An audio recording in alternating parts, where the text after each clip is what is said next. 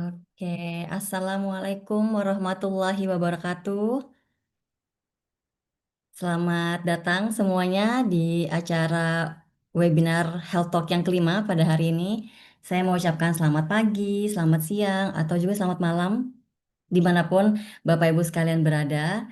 Kalau di IDN Global, salam 24 jam, begitu ya. Jadi ini saya mengundang Bapak Ibu sekalian yang sudah hadir untuk bisa saling berkenalan terlebih dahulu. Jadi eh, salam kenal. Saya dengan Ersiti Sarah Ellen Mareta, biasa dipanggil Ellen. Dan saat ini saya tinggal di Hong Kong. Jadi saya ingin kenalan juga nih sama Bapak Ibu yang sudah hadir tepat waktu ya, Masya Allah luar biasa. Jadi silahkan ketik di kolom chat, mohon sebutkan namanya dan juga asal kota ataupun asal negara di kolom komentar. Jadi kita bisa saling berkenalan meskipun ini via online begitu ya. Di sini ada banyak sekali nih yang sudah hadir.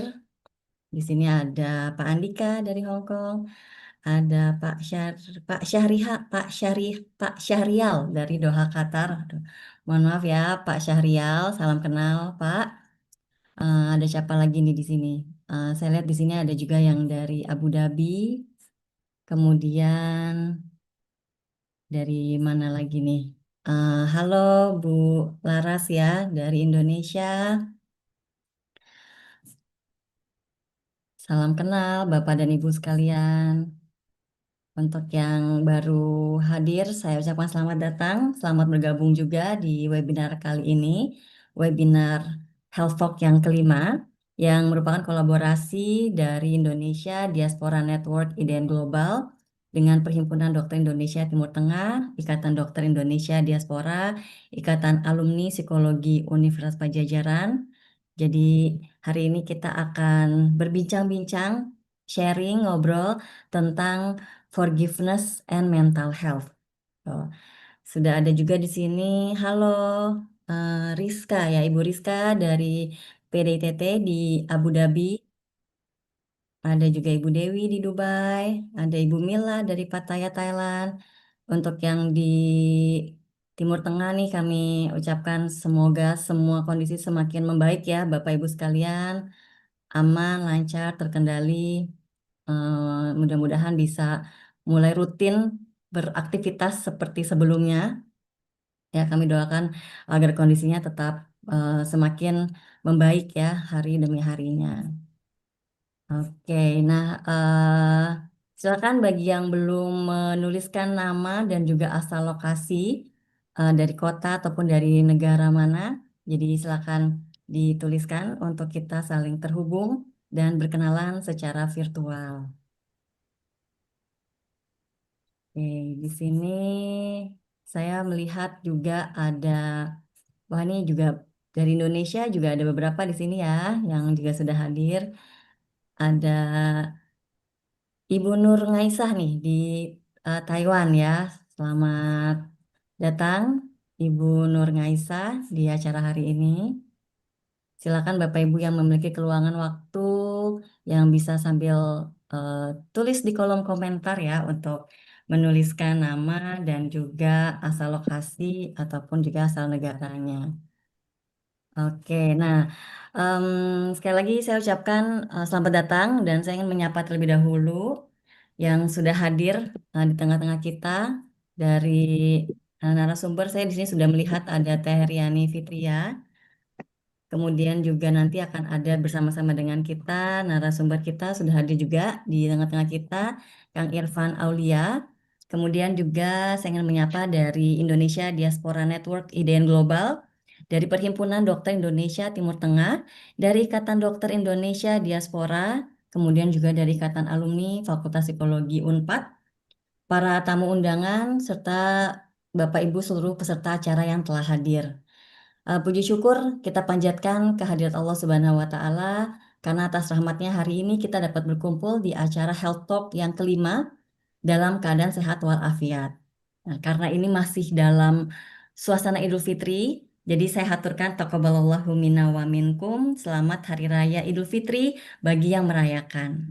Nah, masih dalam momen Idul Fitri juga, di mana momen Idul Fitri itu momen yang sangat lekat ya dengan satu kata yang sederhana, namun maknanya begitu dalam nih, yaitu memaafkan. Nah, saya mau cek dulu nih kepada Bapak Ibu di sini ya. Siapa di sini yang setuju kalau memaafkan itu konsepnya sederhana, tapi prakteknya tuh luar biasa menantang. Boleh pakai raise hand, boleh kasih emoji. Kalau yang berkenan untuk menyalakan videonya, boleh berikan senyumnya juga kalau setuju dengan pertanyaan tadi, bahwa pernyataan tadi bahwa memaafkan itu konsepnya sederhana, tapi prakteknya luar biasa menantang. Oke, betul sekali ya. Oke, terima kasih yang sudah memberikan emojinya dan juga sudah komen. Saya jadi penasaran nih, ingin tahu lagi nih. Em, Siapa di sini yang merasa lebih mudah untuk memaafkan orang lain dibandingkan memaafkan diri sendiri? Nah, ini kalau ada yang merasa lebih mudah memaafkan orang lain dibanding memaafkan diri sendiri. Wah, lebih sedikit nih. Kayaknya lebih sulit memaafkan diri sendiri gitu ya, Bapak Ibu ya. Boleh komen juga di kolom chatnya. Tricky question ya, Bu Mila ya. Iya ya, karena kadang kita bisa memaafkan orang lain tapi rasanya sulit memaafkan diri sendiri. Ya, nanti hari ini kita akan diskusi tentang topik memaafkan. Eh, karena memang memaafkan itu sesuatu yang terdengar mudah, tetapi dalam prakteknya kembali butuh proses dan ini sesuatu hal yang cukup menantang dalam diri kita. Jika dalam memaafkan kita masih merasa ada ganjalan, nah tanpa kita sadari nanti itu perlahan akan mempengaruhi kesehatan mental kita. Nah, itulah kenapa hari ini kita bersama-sama akan membahas tema forgiveness dan mental health, bagaimana memaafkan dari sudut pandang psikologi dan juga dikaitkan dengan kesehatan mental untuk hidup yang tentunya lebih ringan dan damai ke depannya. Nah, baik, untuk mengawali acara hari ini dan juga menguatkan rasa cinta kita kepada tanah air Indonesia, marilah kita bersama-sama menyanyikan lagu kebangsaan Indonesia Raya. Dan kami mohon kepada Bapak Ibu sekalian, kami himbau untuk berdiri ataupun dapat mengambil posisi khidmatnya masing-masing. Baik, saya persilakan kepada tim dari panitia untuk lagu Indonesia Raya.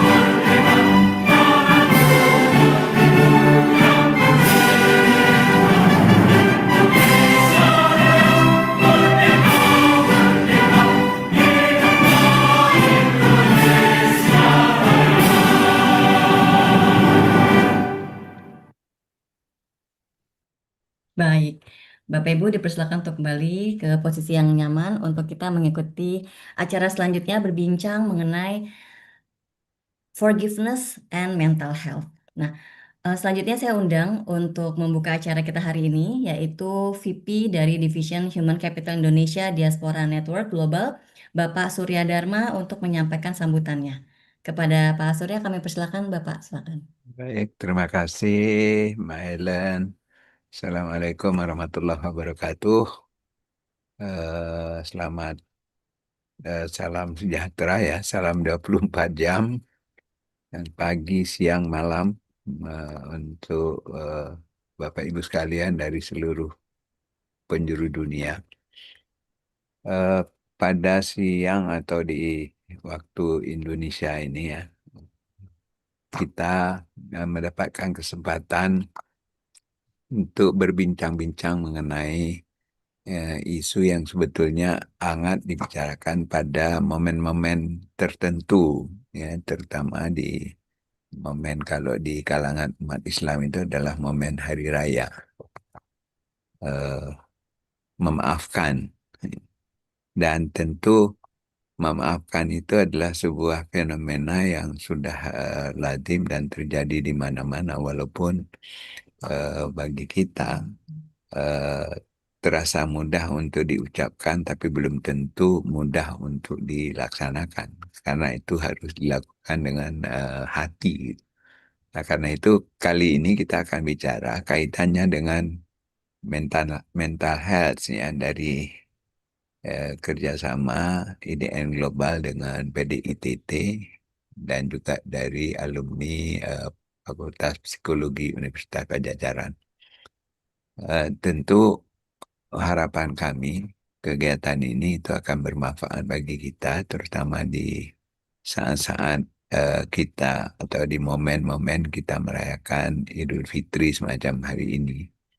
Eh, Banyak sekali orang yang merasakan yang eh, dalam momen-momen semacam ini selalu yang muncul itu adalah permohonan maaf gitu, bukan memaafkan ya. Yang lebih banyak mohon maaf lahir dan batin. Sebetulnya kalau di dalam Islam itu yang lebih penting itu adalah memaafkan dibandingkan dengan mohon maaf. Nah, karena itu apa yang kita tampilkan hari ini itu adalah forgiveness, bukan eh, apologize gitu ya. Kenapa bukan apologize gitu? Di kita dalam konteks ini memaafkan jauh lebih penting. Jadi kalau bisa, kalau dalam Islam itu adalah maafkan sebelum orang meminta maaf. Nah, ini yang jarang kita pikirkan. Nah, karena itu hari ini ya kita akan diskusi soal ini bersama-sama dengan narasumber kita yang sangat kompeten, khususnya dari eh, kajian dan tinjauan dari secara psikologis gitu ya. Mungkin kalau memohon maaf dan memaafkan itu apa dampaknya secara mental dan psikologis. Mudah-mudahan tentu dengan apa yang kita bicarakan pada siang atau pada saat ini ya, yang jumlahnya sekarang pesertanya ada sekitar 36 orang ya. Bagi kita saya kira ini sudah cukup banyak. Ada nanti ada Pak Irfan Aulia ya. Jadi terima kasih Pak Irfan sudah hadir karena sebentar lagi ya akan menjadi pembicara utama ini eh, dari psikologi, alumni psikologi Unpad sebetulnya. Beliau seorang psikolog. Nah, kita berharap dengan forgiveness ini, memaafkan, itu akan punya dampak terhadap jiwa sebetulnya ya, bukan hanya kesehatan, tapi jiwa yang secara menyeluruh. Karena itu kenapa kalau kita lihat Islam lebih menekankan memaafkan dibandingkan dengan meminta maaf. Walaupun dalam tradisi kita hampir tidak ada kalimat-kalimat yang muncul. Sudah kami maafkan semua kesalahan-kesalahan walaupun belum tentu kesalahan kita pada orang lain itu dimaafkan oleh orang lain. Tapi kalau semua orang bersikap saya maafkan semua kesalahan siapapun terhadap saya. Kalau semua orang bersikap begitu, tentu akan sangat nyaman hidup ini gitu ya. Pasti eh, Pak Irfan juga akan sangat gembira melihat semua orang bisa bersikap begitu. Tapi yang terjadi kan tidak seperti itu. Sudah minta maaf saja belum tentu dimaafkan. Barangkali itu sebagai pengantar dari kami. Mudah-mudahan diskusi kita ini ada manfaatnya untuk kita dan untuk semua pihak. Mari kita ikuti ini sampai selesai. Mudah-mudahan ada manfaatnya dan Mbak Ellen nanti akan memfasilitasi, memoderasi kegiatan kita ini. Eh, Mudah-mudahan ini ada manfaat untuk kita. Sekali lagi terima kasih kepada semua pihak, khususnya para narasumber. Saya akhiri. Assalamualaikum warahmatullahi wabarakatuh. Waalaikumsalam warahmatullahi wabarakatuh. Terima kasih banyak Pak Surya untuk sambutannya yang menghangatkan sekaligus mengingatkan kembali ya tentang nilai dari Islam tentang memaafkan itu seperti apa. Nah, hari ini akan kita lengkapi dengan tinjauan dari psikologi. Nah, Bapak dan Ibu sekalian, kita akan memasuki sesi untuk materi dan akan saya sampaikan juga bahwa materi ini akan disampaikan secara bertahap. Jadi yang pertama nanti akan disampaikan terlebih dahulu tentang apa dan mengapa memaafkan yang akan disampaikan oleh Kang Irfan dan kemudian akan dilanjutkan juga dengan materi kedua tentang kondisi dan tahapan memaafkan yang akan disampaikan oleh Teh Rani. Dari baru kemudian kita akan melakukan sesi tanya jawab. Nah, namun jangan khawatir ketika ada materi disampaikan dan muncul pertanyaan, silakan langsung diketik saja dan langsung tuliskan dengan format namanya, lokasinya di mana dan pertanyaannya apa. Nah, insya Allah nanti saya akan coba catat sepanjang materi dan akan disampaikan kembali ketika sesi tanya jawab. Nah, baik. Dan kemudian kita akan masuki untuk sesi pertama. Nah, saya mau cek dulu nih, cek lagi. Ini mudah-mudahan tidak jadi tricky question ya seperti tadi dikatakan sama Bu Mila. Saya ingin bertanya tentang siapa menurut ya yang di sini merasa kalau ketika kita bilang saya sudah memaafkan, nih, tapi ternyata kok masih kepikiran ya. Mungkin kalau nggak nyaman untuk kasih emoji ya mungkin boleh senyum-senyum aja nggak apa-apa. Kalau mengingat-ingat siapa orang yang pernah Bapak Ibu maafkan dan benar-benar bisa merasa plong, bisa diingat kembali siapakah orang itu yang telah Bapak Ibu maafkan dan bagaimana ya rasa memaafkan ketika itu sudah Bapak Ibu lakukan. Dan apa yang paling sulit dari memaafkan. Nah, jadi silakan diingat-ingat kembali momen itu, kemudian juga bisa ditulis di dalam catatannya masing-masing. Dan apa sebenarnya memaafkan itu dan bagaimana eh, kita melalui proses untuk memaafkan. Nah, kita akan masuk dengan sesi pertama tentang apa memaafkan dan juga mengapa memaafkan yang akan disampaikan oleh Dr. Irfan Aulia MC. Saya akan sampaikan profilnya. Dr. Irfan Aulia adalah seorang praktisi, psikolog dan juga pemimpin yang telah berkarya lebih dari 1 dekade dalam pengembangan manusia, organisasi dan juga masyarakat. Nah, biasa dipanggil Kang Irfan kalau di Fakultas Psikologi Unpad. Kang Irfan adalah CEO dari Aktualita Consulting, psikolog sejak tahun 2009 dan juga doktor dalam bidang daya saing daerah. Selain memimpin organisasi, Kang Irfan juga aktif sebagai dosen di Universitas Mercu Buana, serta mengemban amanah sebagai pengurus pusat HIMSI dan anggota Korps Relawan Bencana. Di luar profesinya, Kang Irfan menyukai membaca, lari, dan juga traveling. Ya, silakan bisa terhubung dengan Kang Irfan di sosial medianya, di mana di sosial medianya Kang Irfan juga senang berbagi yang berkaitan dengan parenting, pendidikan karakter, serta penguatan relasi dalam keluarga dan organisasi. Baik, langsung saja kita undang Kang Irfan, sudah hadir di sini. Sudah, Halo Kang Irfan, silakan Kang Irfan. Lan. Layar dipersilakan untuk Kang Irfan untuk menyampaikan materi pertama tentang apa dan juga mengapa memaafkan. Dipersilakan. Baik teman-teman diaspora dan teman-teman semua yang hadir. Assalamualaikum, selamat 24 jam katanya. Karena beda waktu ya, tergantung di daerah mana nih waktunya yang sedang ada.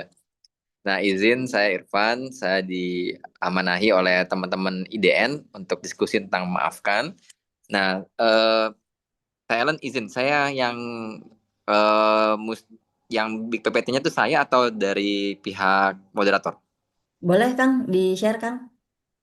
Eh Nah, dari kalau mau dibantu share sebentar, coba kita lihat ya.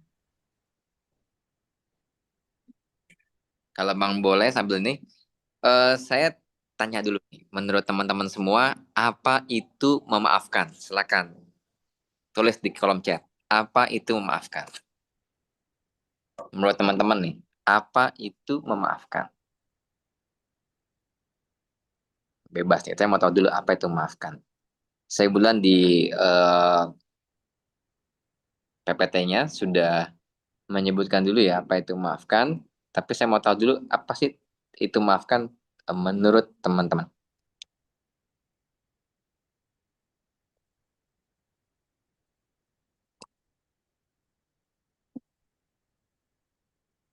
Oke, sambil kita lihat, sambil menunggu Thailand membagikan PPT-nya.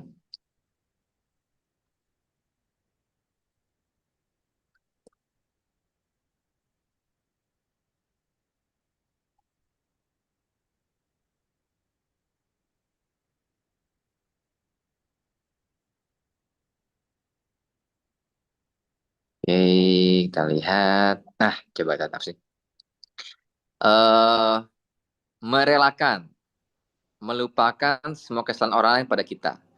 Accepting and letting go, menyelamatkan diri sendiri, mengikhlaskan yang terjadi. Accept and let go, melupakan dan move on, menerima kesalahan terhadap kita, proses menerima dan berdamai dengan kondisi yang tidak nyaman. Oke, keren-keren semua nih. Nah, saya ingin sampaikan teman-teman, memaafkannya adalah sebuah seni dan sebuah ilmu. Dia adalah keterampilan. Kenapa saya bilang keterampilan? Karena seperti kita berenang, seperti kita naik sepeda, seperti kita nyetir mobil, ini adalah sebuah keterampilan. Nah, karena keterampilan, dia bisa dipelajari oleh siapapun selama dia mau mempelajarinya. Karena keterampilan nih, selama orang ini mau mempelajarinya, dia bisa dipelajari. Selama orang ini mau mengapa namanya melakukan keterampilannya, dia bisa dipelajari oleh siapapun. Nah, sekarang kita mulai nih. Apa sih definisi memaafkan? Silakan Kang Talent. Nah, saya ambil dari definisi yang saya alami dan definisi guru saya sekaligus penulis buku tentang forgiveness therapy, Kang Asep Herudani. Kata Kang Asep Herudani, memaafkan adalah kondisi state of mind. Apa itu state of mind? Apa yang terjadi dalam pikiran kita atau apa yang muncul dalam pikiran kita, apa yang muncul dalam jiwa kita yang melibatkan pikiran, perasaan dan tingkah laku saat ada seseorang yang melanggar hak dirinya. Jadi kita merasa nih kita terlukai atau terlanggar. Lalu ia memilih menjadi subjek. Saya ulangi ya. Ia memilih menjadi subjek. Artinya dia tidak menyalahkan orang lain, tidak mengkambing hitamkan orang lain, tidak mengatakan bahwa orang lain salah dan saya juga benar atau orang lain benar saya juga salah, tidak. Tapi ia memilih menjadi subjek. Kenapa memilih menjadi subjek? Karena ketika kita menjadi subjek, kita boleh memilih. Dan ini paling penting. Manusia itu punya keterampilan yang paling hebat diciptakan oleh Tuhan adalah bisa memilih. Dan setelah memilih, maka apa proses memaafkan? Pertama, mengakui dan merasakan rasa sakit dan marahnya. Seringkali orang mengatakan, oh kalau begitu kita harus melupakan. Oh kalau begitu kita harus terima saja. Oh kalau kayak begitu kita harus membenarkan. No, no, no. Memaafkan adalah sebuah kondisi kejiwaan yang pertama kali harus dilakukan adalah merasakan atau menyadari bahwa ada hak yang terlanggar di diri kita. Kita mengiyakan kita merasakan sakit, kita mengiyakan kita marah, lalu memilih untuk melepaskannya dan menemukan hikmah yang buat dirinya berkembang. Jadi itu pilihan. Saya katakan pilihan. Pak, boleh nggak saya memilih tidak maafkan? Boleh, karena itu pilihan Anda. Apakah ada konsekuensinya? Apakah ada konsekuensinya? Ada. Setiap kali pilihan ada konsekuensinya. Nah, saya mendefinisikan itu dengan kondisi perubahan. Jadi memaafkan ini adalah kondisi perubahan. Dari satu pikiran negatif, itu rasa sakit dan marah, ke pikiran positif yang diawali dengan proses menerima rasa sakitnya atau marahnya. Memutuskan untuk melepaskan dan mengakhirinya dengan usaha setiap kali mengingat. Kalau bahasanya ketika tertrigger, itu membuat kita mau belajar dan lebih tangguh. Artinya, boleh nggak orang yang memaafkan itu menuntut haknya? Boleh. Boleh nggak orang yang memaafkan itu membatasi untuk ketemu dengan orang yang pernah melukai dirinya? Boleh. Boleh nggak orang yang memaafkan itu kemudian masih teringat dengan perilakunya? Boleh. Tetapi proses memaafkan adalah proses menyadari, merasakan, dan menerima kita ini sedang terlanggar haknya. Sedang tersakiti dan marah karena ada orang lain yang melanggar hak kita. Oke, teman-teman itu ya. Oleh karena itu, ketika kita ngomongin soal memaafkan, kita perlu untuk menyadari bahwa ada hal atau hak dari diri kita yang terlanggar. Dan menyadari bahwa ini sakit dan mungkin marah. Sakit dan mungkin marah. Oke. Berikutnya Kang Talent. Nah, memaafkan, ini adalah ada kata hilang ya. Memaafkan bukanlah, ini kata hilang bukanlah menerima secara tidak berdaya. Atau ya udah deh, saya maafin. Enggak. Memaafkan enggak begitu. Memaafkan bukan menunda kemarahan saja. Apa menunda kemarahan? Oke deh, saya nggak mau marah. Oke deh, saya terima. Oke deh, saya maafin aja. Tidak. Memaafkan bukan sekedar menunda kemarahan. Apalagi, memaafkan bukan bersikap netral dan mengabaikan perasaan negatif. Jadi ketika Anda memaafkan, Anda menyadari dan menerima perasaan negatif itu. Kenapa? Karena bukan direpresi atau ditekan, tapi disadari. Kenapa perlu disadari? Karena hal yang tidak bisa Anda sadari akan sulit Anda kelola. Hal yang tidak Anda terima akan sulit Anda lepaskan. Oleh karena itu, memaafkan bukanlah bersikap netral dan mengabaikan perasaan negatif. Tapi memaafkan adalah bersikap proaktif dan menyadari bahwa kita mengalami hal yang negatif itu. Nah, memaafkan bukanlah memuat diri Anda lebih baik dan mengabaikan perasaan gak nyaman. Jadi maafkan bukan mengatakan, gimana perasaanmu? Baik-baik saja. Gimana perasaan kamu? Ya begitulah gitu. Enggak cuma itu. Memaafkan bukanlah membuat sekedar diri Anda lebih baik dan mengabaikan perasaan tidak nyaman, tapi memaafkan adalah mengakui bahwa Anda saat ini sedang tidak nyaman, terluka, bahkan marah, atau merasa terinjak-injak. Kok kenapa disadari dulu, Pak? Karena maafkan adalah state of mind, pikiran. Kita sebagai manusia hanya bisa punya satu pikiran dengan intensitas emosi yang tinggi. Contoh, pada suatu hari saya ini sudah percaya sama seorang sahabat dekat sekali. Ternyata dia mengambil uang saya, menipu peluang bisnis, dan dia juga menipu teman-teman saya. Saya merasa kesal sekali. Saya merasa sakit hati sekali. Dan saya mencoba untuk maafkan. Kenapa? Karena saya pengen lebih baik. Iya, betul. Tapi Anda tidak bisa mengabaikan perasaan kesal, perasaan tidak nyaman, perasaan yang sangat mengganggu itu.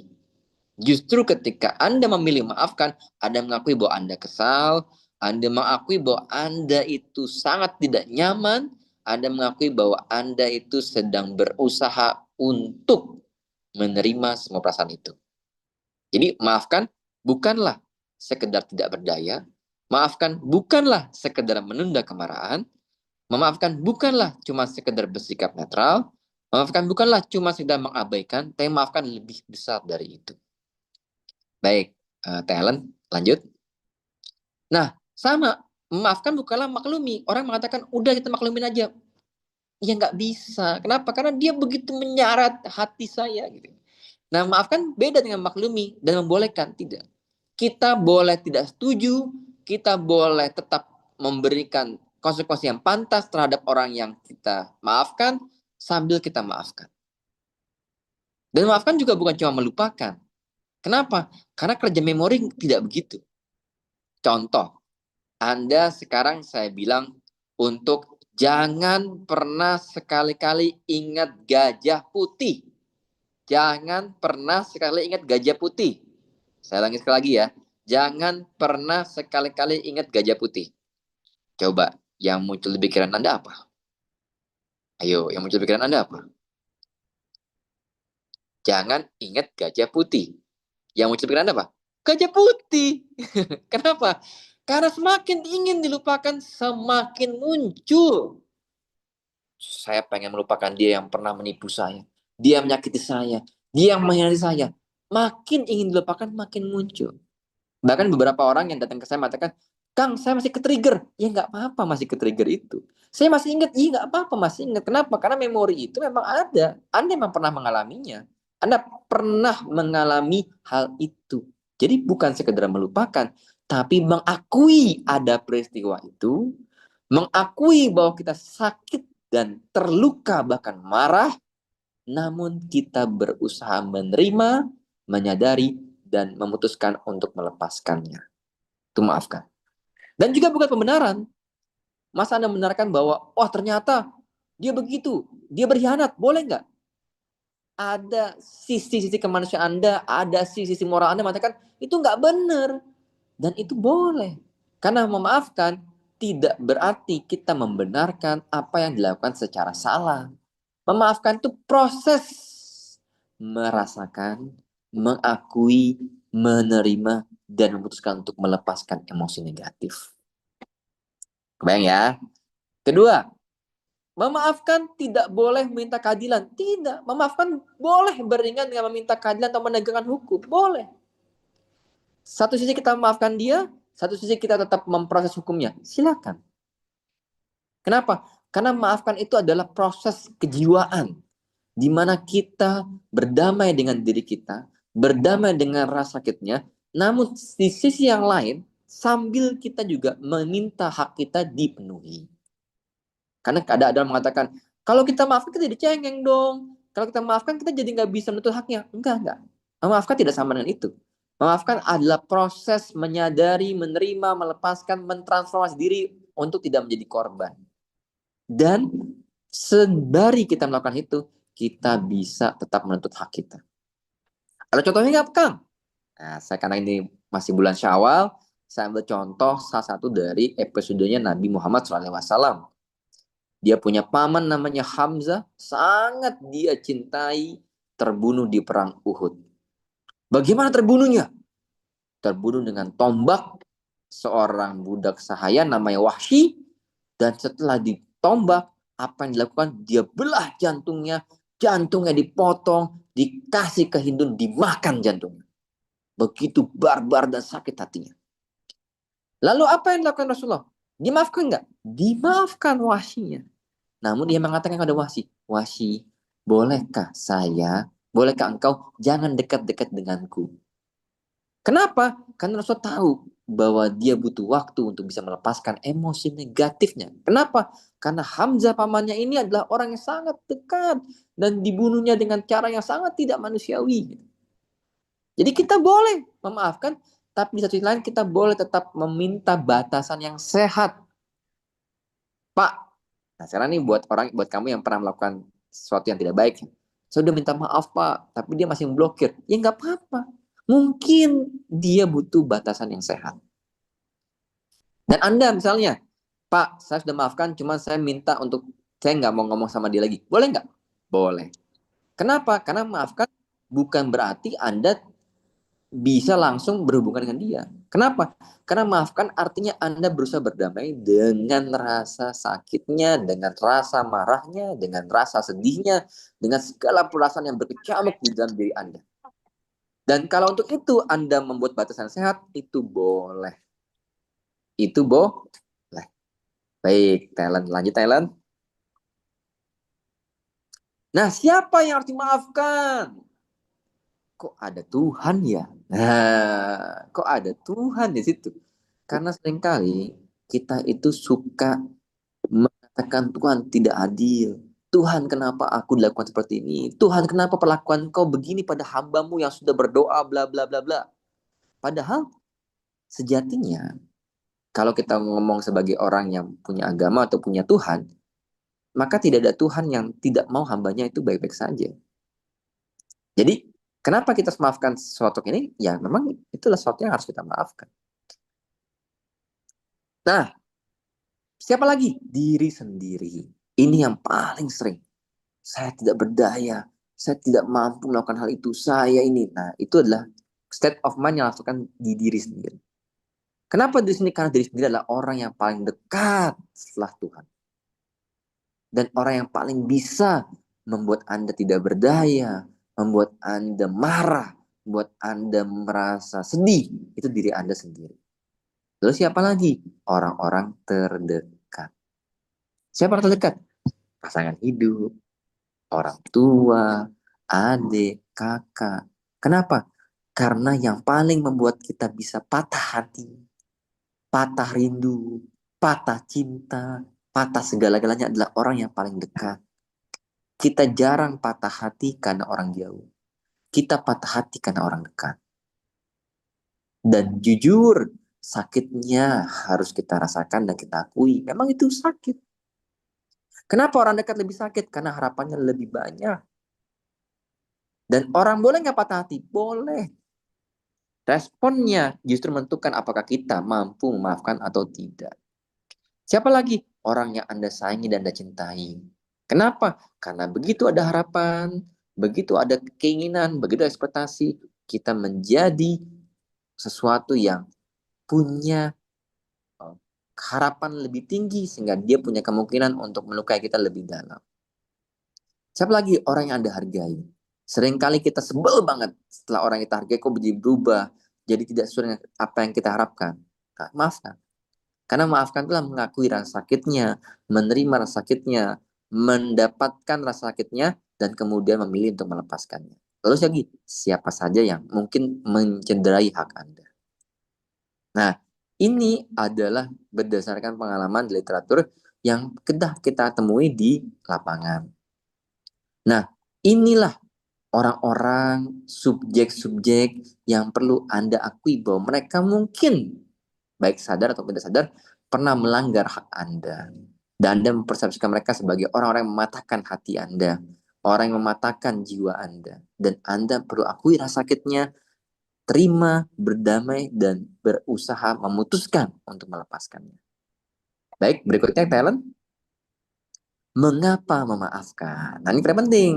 Karena Anda bukan objek. Anda ini bukan sansak. Anda ini bukan objek yang menjadi korban. Anda ini subjek. Anda ini punya pilihan. Bahkan di situasi yang paling jelek sekalipun, paling susah sekalipun, Anda punya pilihan.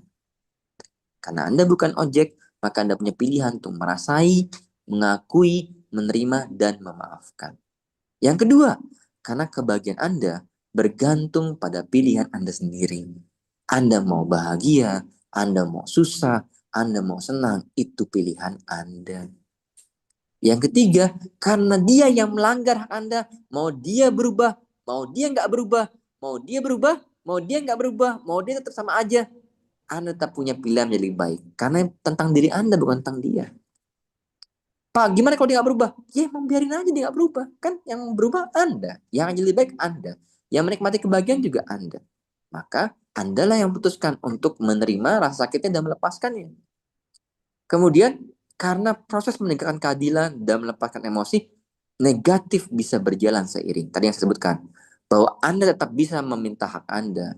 Anda tetap bisa meminta apa yang menjadi hak Anda Anda tetap bisa mengingatkan dia, Anda tetap bisa memproses segala macamnya, karena melepaskan emosi negatif dan menegakkan kendalian bisa berjalan seiring sekata.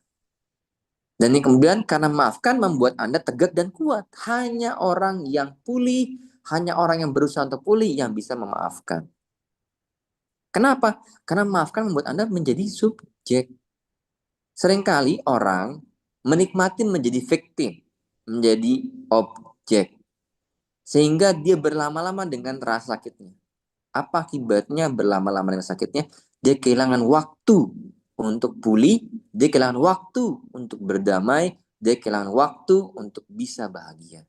Dan itu tidak menyenangkan. Oleh karena itu, memaafkan adalah pilihan untuk Anda menjadi lebih tegak dan lebih kuat. Berikutnya, talent, kapan saat Anda memaafkan? Nah, tadi dibilangin ya, kenapa kita memaafkan? Karena sakit ketika kita memaafkan. Ketika kita tidak memaafkan, sakit yang berkepanjangan. Dan sakit ini nggak cuma sekedar emosi, tapi juga ke fisik. Dan saat Anda ingin menjadi lebih tangguh dan kuat, tidak ada orang yang ingin lemah. Tidak ada orang yang ingin sendirian. Tapi ketika Anda memaafkan, Anda akan menjadi lebih tangguh dan kuat. Ketika Anda memaafkan, akan bisa menikmati saat indah bersama keluarga dan orang terdekat Anda. Kenapa? Karena kalau Anda menyimpan bara dendam, menyimpan amarah, maka orang terdekat Anda adalah orang yang paling merasa rugi dan paling menderita. Kenapa? Karena dia bertemu dengan orang yang tidak berdamai dengan diri sendiri. Dan ketika kita nggak berdamai dengan diri sendiri, kita akan sulit untuk berdamai saat kita punya hubungan dengan orang lain. Apalagi saat Anda merasakan kehilangan tujuan dan makna hidup Anda. Seringkali kita merasakan beban yang begitu banyak, dendam yang begitu kesumat, karena kita terjebak dengan tidak mau memaafkan. Akibatnya apa? Tujuan dan makna hidup Anda menjadi hilang. Nah, inilah saat tempat untuk memaafkan. Apalagi saat Anda berputar-putar hanya mengingat masa lalu itu. Itu ketika dia menyakiti saya. Itu ketika dia begini, begini, begitu, begini, begitu, begini, begitu. Dan terjebak. Padahal Anda punya kesempatan untuk menjadi lebih baik. Anda punya kesempatan untuk pulih. Anda punya kesempatan untuk menikmati masa hari ini dan masa depan Anda dengan lebih baik. Jangan sampai jadi korban untuk masa lalu Anda saja. Karena Anda punya hari ini dan masa depan. Nah, saat memaafkan adalah saat Anda menikmati hari ini dan masa depan. Yang terakhir adalah saat Anda terus-menerus membawa kepahitan kemarahan. Tidak ada orang yang enak, yang rileks hidupnya saat dia terus membawa beban dalam hidupnya. Ambil contoh, Anda memegang kerikil. Kerikil ini Anda pegang, Anda bawa kemana-mana. Lalu Anda pegang terus kemana-mana. Lama-kelamaan tangan Anda pegang. Lama-lama tangan Anda terluka bahkan. Lama-lama bahkan tangan Anda memerah. Kenapa? Karena dia terlalu lama membawa sesuatu yang pahit dan penuh rasa marah. Oleh Apa, Bun? kapan saat kita maafkan? Saat kita terus Bude, meneruskan kepahitan dan Bude. kemarahan. Nah, teman-teman semua, itulah mengapa kita perlu memaafkan. Karena maafkan bukan tentang orang lain, tapi tentang diri kita sendiri. Oke, berikutnya Mbak Ellen. Nah, memaafkan dan tidak memaafkan adalah keputusan Anda. Namun dari semua penelitian, baik penelitian yang sifatnya ilmiah jurnal, dimuat di jurnal ataupun ruang praktek evidence based, memaafkan jauh lebih banyak manfaatnya secara fisik, psikis dan sosial. Oleh karena itu ketika Anda belajar memaafkan hari ini, Anda akan mendapatkan manfaat yang bukan cuma secara psikis, tapi juga secara fisik dan sosial. Baik teman-teman semua, makan lalapan bersama kekasih. Cukup sekian dan terima kasih. Saya kembalikan kepada moderator Ellen. Oke, baik. Terima kasih banyak Kang Irfan untuk materi tentang apa dan mengapa memaafkan ya. Jadi apa dan mengapa memaafkan? Memaafkan itu bagaimana kita mengakui terlebih dahulu tentang apa yang kita rasakan. Kemudian dari situ kita berproses menerima, menyadari dan memutuskan untuk melupakan. Nah, kita tahan dulu sampai di sini, Bapak dan Ibu sekalian. Kita nanti akan membahas lebih dalam lagi di sesi tanya jawab setelah kita mengikuti sesi yang materi kedua. Nah, jadi kalau tadi dari Kang Irfan sudah menyampaikan, saya kalau bisa mengutip menjadi satu pantun ya, jadi seperti ini nih Bapak Ibu. Pagi cerah usai Lebaran, hati bersih, harapan tumbuh. Memaafkan bukan sekedar ucapan, tapi proses yang perlu kita pahami dengan sungguh-sungguh gitu. Nah, seperti apa proses yang akan kita lalui lebih dalam? Bagaimana tahapan-tahapan dalam memaafkan? Nah, kita akan mendengarkan sharing yang kedua ini yang akan disampaikan oleh Teh Riani Fitria MC. Sudah ada di sini ya Teh Riani, Teh Rani. Jadi Teh Rani ini adalah seorang psikolog yang berpengalaman lebih dari 7 tahun dalam pendampingan anak, remaja, orang tua, serta pekerja di berbagai fase kehidupan. Teh Rani memiliki keahlian dalam asesmen terkait kesulitan belajar, talent mapping, konseling, hipnoterapi, serta program penguatan emosi dan juga pengasuhan. Dan saat ini Teh Rani berpraktik sebagai psikolog di OMDC Grow and Shine, Embun Pagi Islamic School, dan juga Harum Sisma Medical Hospital yang sebelumnya. Teh Rani juga berpengalaman sebagai konsultan HR di sektor korporasi, terlibat di proyek-proyek yang berhubungan dengan pengembangan sumber daya manusia di organisasi. Baik, kalau begitu langsung saja kita undang Teh Rani untuk sharing tentang kondisi dan tahapan dari memaafkan. Silakan Teh Rani, dipersilakan. Halo Thailand, terima kasih. Salam Baik, kenal baik, buat baik. semuanya. Ini berarti aku langsung share screen kali ya Thailand ya? Iya, boleh. Bisa nggak Teh? Silakan. Oke, aku coba dulu. Ini, bentar. Share screen.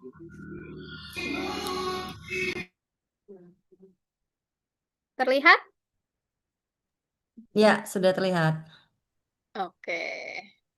Nah, ini forgiveness and mental health. Kita langsung ke slide kedua. Tadi sudah perkenalan ya.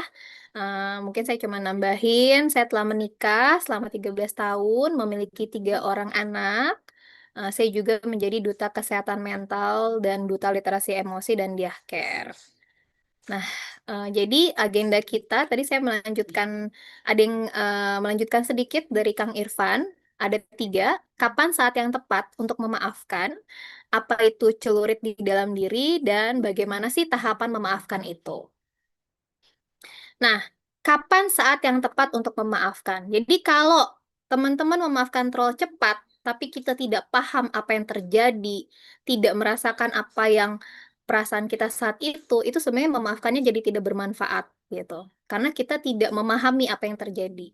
Tapi kalau kita memaafkannya terlalu lambat, itu juga membahayakan diri kita. Kebanyakan orang-orang yang kesulitan memaafkan selama bertahun-tahun atau bahkan berpuluh-puluh tahun, biasanya mereka mengalami permasalahan di area fisik ya, psikis ya, kadang-kadang ada yang sampai depresi, bahkan bisa juga ke tahap rohani yang sudah kronis, sudah menahun. Jadi terlalu cepat juga tidak boleh, terlalu lambat juga tidak boleh gitu. Jadi benar-benar dipahami time-nya kapan.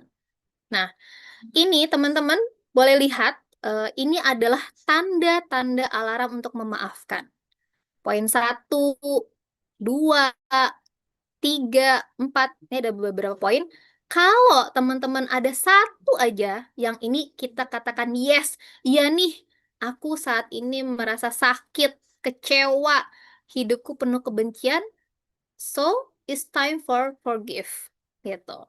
Jadi ini adalah alarmnya, ya. Apakah saat ini kita jadi lebih mudah marah, lebih mudah ke-trigger untuk hal-hal yang sepele? Ini yang slide berikutnya ya. Jadi ada 18 teman-teman. Apakah kita jadi sering salah paham ketika orang-orang banyak berbicara kepada kita? Atau kita akhirnya banyak mengalihkan rasa sakitnya kita ke bentuk yang lain? Apakah jadinya alkohol, ngerokok? Mungkin kalau sekarang harusnya ada games ya. Ada beberapa orang yang akhirnya melarikan diri ke games gitu, atau faking good di media sosial itu juga bisa termasuk. Nah, apabila hanya satu aja Kalau banyak ya berarti kondisi Anda lebih kritikal lagi gitu. Tapi satu aja, yes, itu berarti itu adalah waktunya teman-teman untuk mulai. It's a good time for forgive gitu. Ini adalah waktu yang tepat untuk kita mulai memaafkan orang lain. Jadi memaafkan orang lain itu bukan berarti orang itu layak untuk kita maafkan, bukan berarti orang itu baik sama kita, enggak. Kita memaafkan orang lain karena kita layak dan patut untuk berbahagia. Gitu. Itu yang paling penting. Jadi dengan kita memaafkan, sebenarnya kita menyayangi diri kita. Ya, jadi teman-teman ada 18 alarm. Kalau teman-teman satu aja, itu berarti memang sudah waktunya teman-teman untuk memulai untuk memaafkan.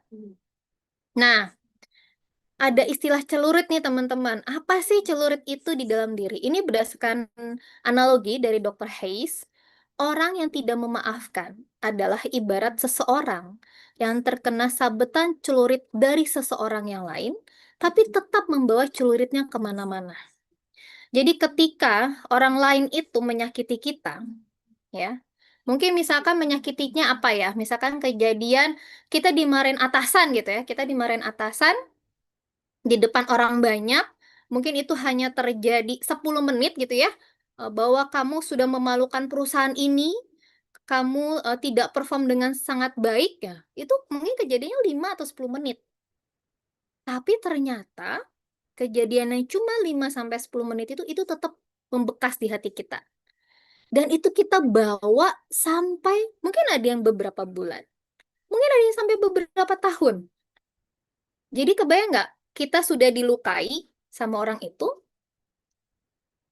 tapi jadi orang itu melukai kita, kemudian kita masih mengingat dan membawa. Kebayang nggak itu sakitnya kayak gimana? Nah, itu ketika teman-teman tidak memaafkan. Itu adalah kondisi orang yang tidak memaafkan. Nah, teman-teman boleh pilih satu kejadian yang teman-teman masih ingat. Kejadian apapun ya, karena kan kejadian itu banyak kejadian yang tidak menyenangkan. Coba direfleksikan dalam pengalaman diri teman-teman. Siapa yang menyabetkan celuritnya? Berarti kan orang lain ya, bisa juga diri sendiri loh. Jadi kan bisa jadi diri sendiri. Diri sendiri tuh ketika kita menyalahkan diri, ketika kita merasa kita is not good enough buat diri kita atau orang lain, bisa diri sendiri. Bisa juga orang lain. Ya, siapakah yang menyabetkan celurit bisa orang lain. Let's say anggaplah pasangan misalkan. Terus yang terkena celurutnya siapa? Kita. Terus yang dimaksud celurit itu apa sih teman-teman? Yang dimaksud celurit itu adalah kejadiannya. Kejadian apa yang menyakitkan itu? Oh, kejadian kalau tadi yang soal bos berarti yang menyabetkan celurit adalah bos. Yang terkena celurit saya. Celurit itu sendiri apa? Celurit itu sendiri kejadian yang tidak menyenangkan. Saya dimarahi bos di depan orang. Nah, apa akibatnya kalau kita tetap mempertahankan celurit? Ya pasti luka ya. Celuritnya tetap bertahan di tubuh kita, masih ada. Ya lama-lama kebayang nggak kalau tubuh kita kena celurit nih, kita biarin. Yang tadinya mungkin cuma luka ngalir, lama-lama luka bernanah, lama-lama busuk, lama-lama harus diamputasi. Kan seperti itu ya ibaratnya. Begitu juga ketika kita memilih tidak memaafkan. Yang tadinya mungkin kejadiannya cuma 5 menit, 10 menit saya dikata-katain di depan orang. Terus lama-lama kan kita kepo ya, kita masih kepengen ingat-ingat orang itu. Orang itu sekarang gimana sih? Ketika dia kesulitan kita tuh syukurin deh, ya kan? Tapi kita kepo terus, fokus kita jadinya ke dia. Nah, sebenarnya lebih nguntungin mana? Kita cabut celuritnya atau celuritnya kita pertahankan? Pasti lebih nguntungin kita cabut. Tapi kenapa ya orang yang sudah terkena celurit masih tetap kepengen celuritnya ada? Karena tadi mentalnya memposisikan diri sebagai korban. Padahal yang mempertahankan celurit di tubuh itu kita. Sebenarnya kita.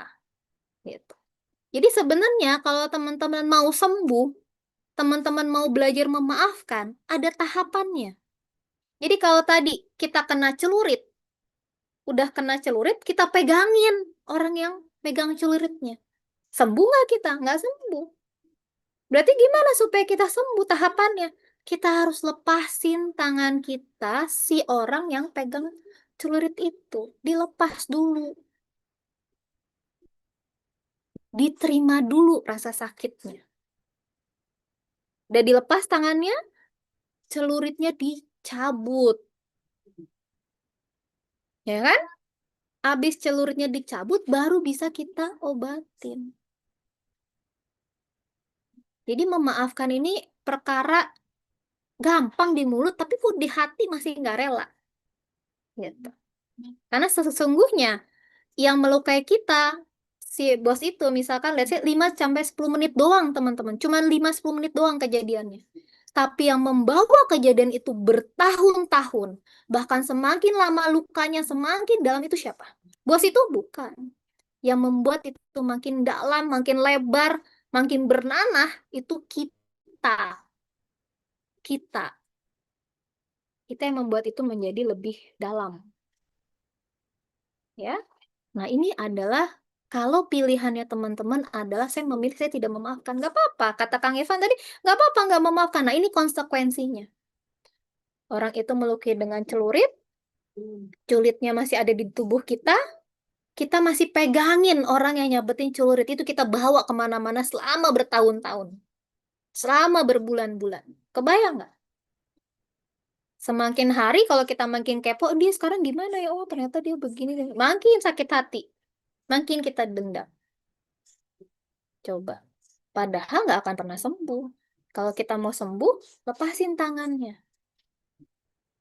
Cabut celuritnya. Baru bisa kita obatin. Gitu. Jadi kalau pilihan teman-teman tidak memaafkan, itu konsekuensinya. Terus mungkin nih pertanyaannya, terus gimana dong tahapan memaafkan tuh? Jadi ternyata memaafkan tuh ada tahapan ya, jadi sebenarnya sangat konkret banget. Cuma memang terkadang kita nggak tahu. Dan tahapan memaafkan itu teman-teman, itu banyak banget versionnya. Ini saya cuma ngambil satu, berdasarkan Robert D. Enright, karena sebenarnya versionnya tuh banyak, teman-teman boleh pilih yang mana aja, tapi kita ambil salah satu biar lebih simple kita terapin. Ada 4 tahap teman-teman. Tahap pertama adalah uncovering, mengungkapkan kemarahan Anda, merasakan rasa sakitnya, akui, itu sakit, akui, saya kesel, akui, I'm not fine, akui dulu. Karena kadang-kadang karena kultural kita orang timur ya, Indonesia orang timur, kadang-kadang tuh kita nggak enakan. Kayak nggak enakan masa aku eh, dendam sih sama dia gitu. Mungkin dia orang yang lebih tua, mungkin dia kalau di kalangan keluarga dia yang disegeni gitu. Tapi dia pernah bikin kesalahan ke kita. Akui rasa itu, perasaan yang tidak nyaman itu harus diakui dan dialirkan. Dialirkan tuh penting teman-teman, karena kenapa? Emosi marah, emosi sedih, emosi kecewa itu energi. Nah, kalau teman-teman ingat zaman dulu kita belajar tentang hukum kekekalan energi, apakah energi bisa kita abaikan? Apakah energi bisa kita hilangkan? Nggak bisa. Energi itu hanya bisa kita alirkan atau kita rubah bentuk. Jadi emosi itu energi.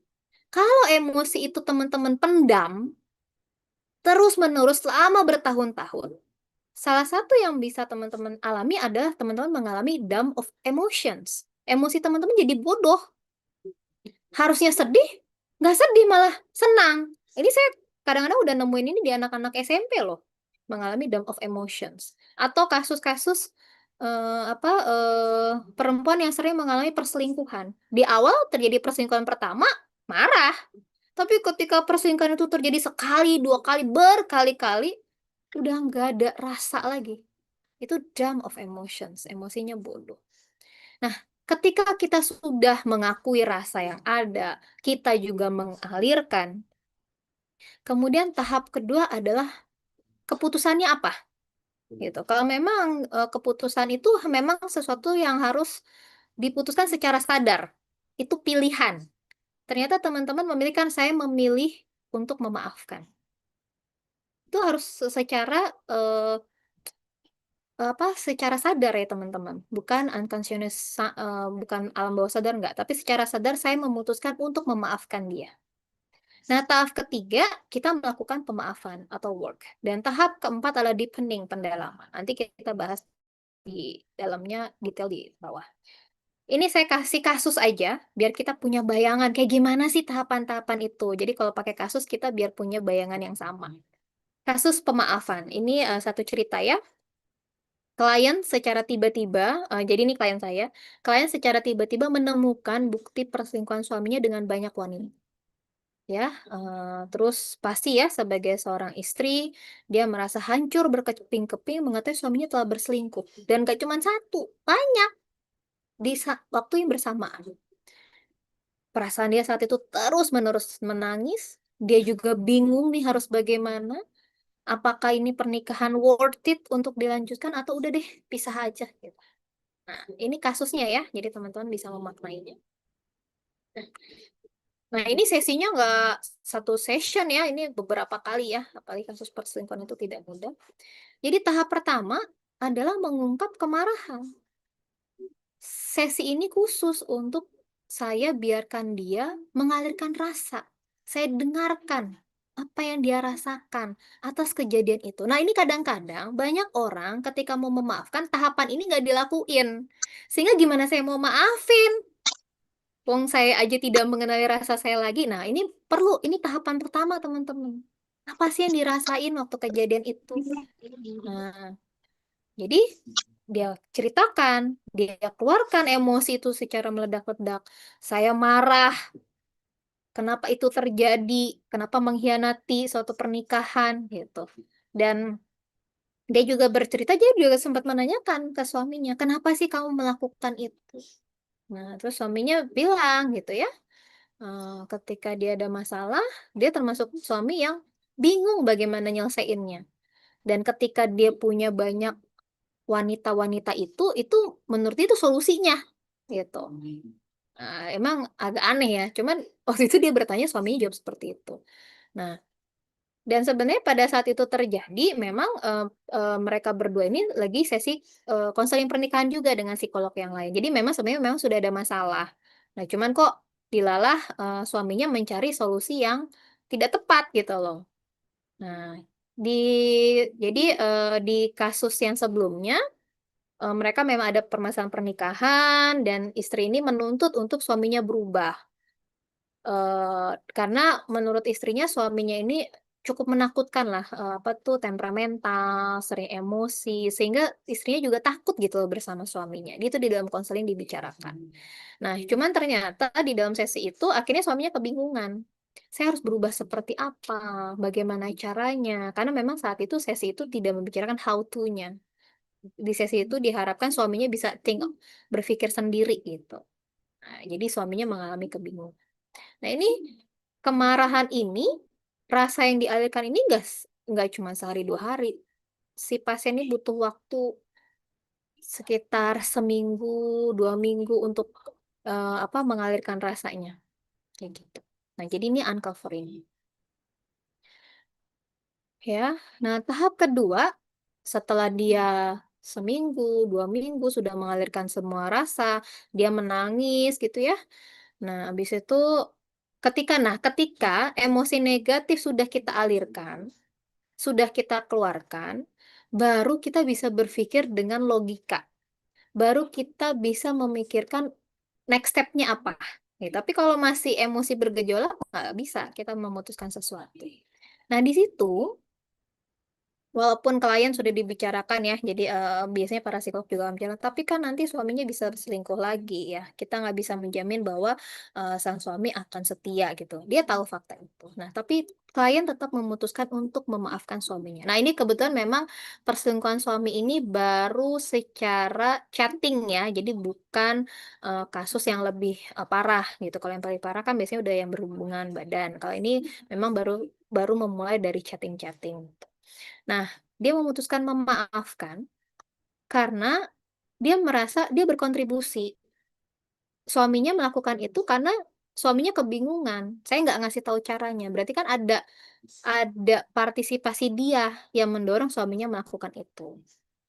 Nah, karena alasan itulah dia bersedia memaafkan suaminya secara sadar. Dan ada hal-hal lain yang dia pertimbangkan. Apa sih kebaikan-kebaikan suaminya di balik kesalahan dia yang itu. Jadi lebih berimbang. Oh, kesalahan suaminya apa? Terus kebaikan dia yang selama ini sudah dia jalani selama sekian puluh tahun dengan suaminya apa?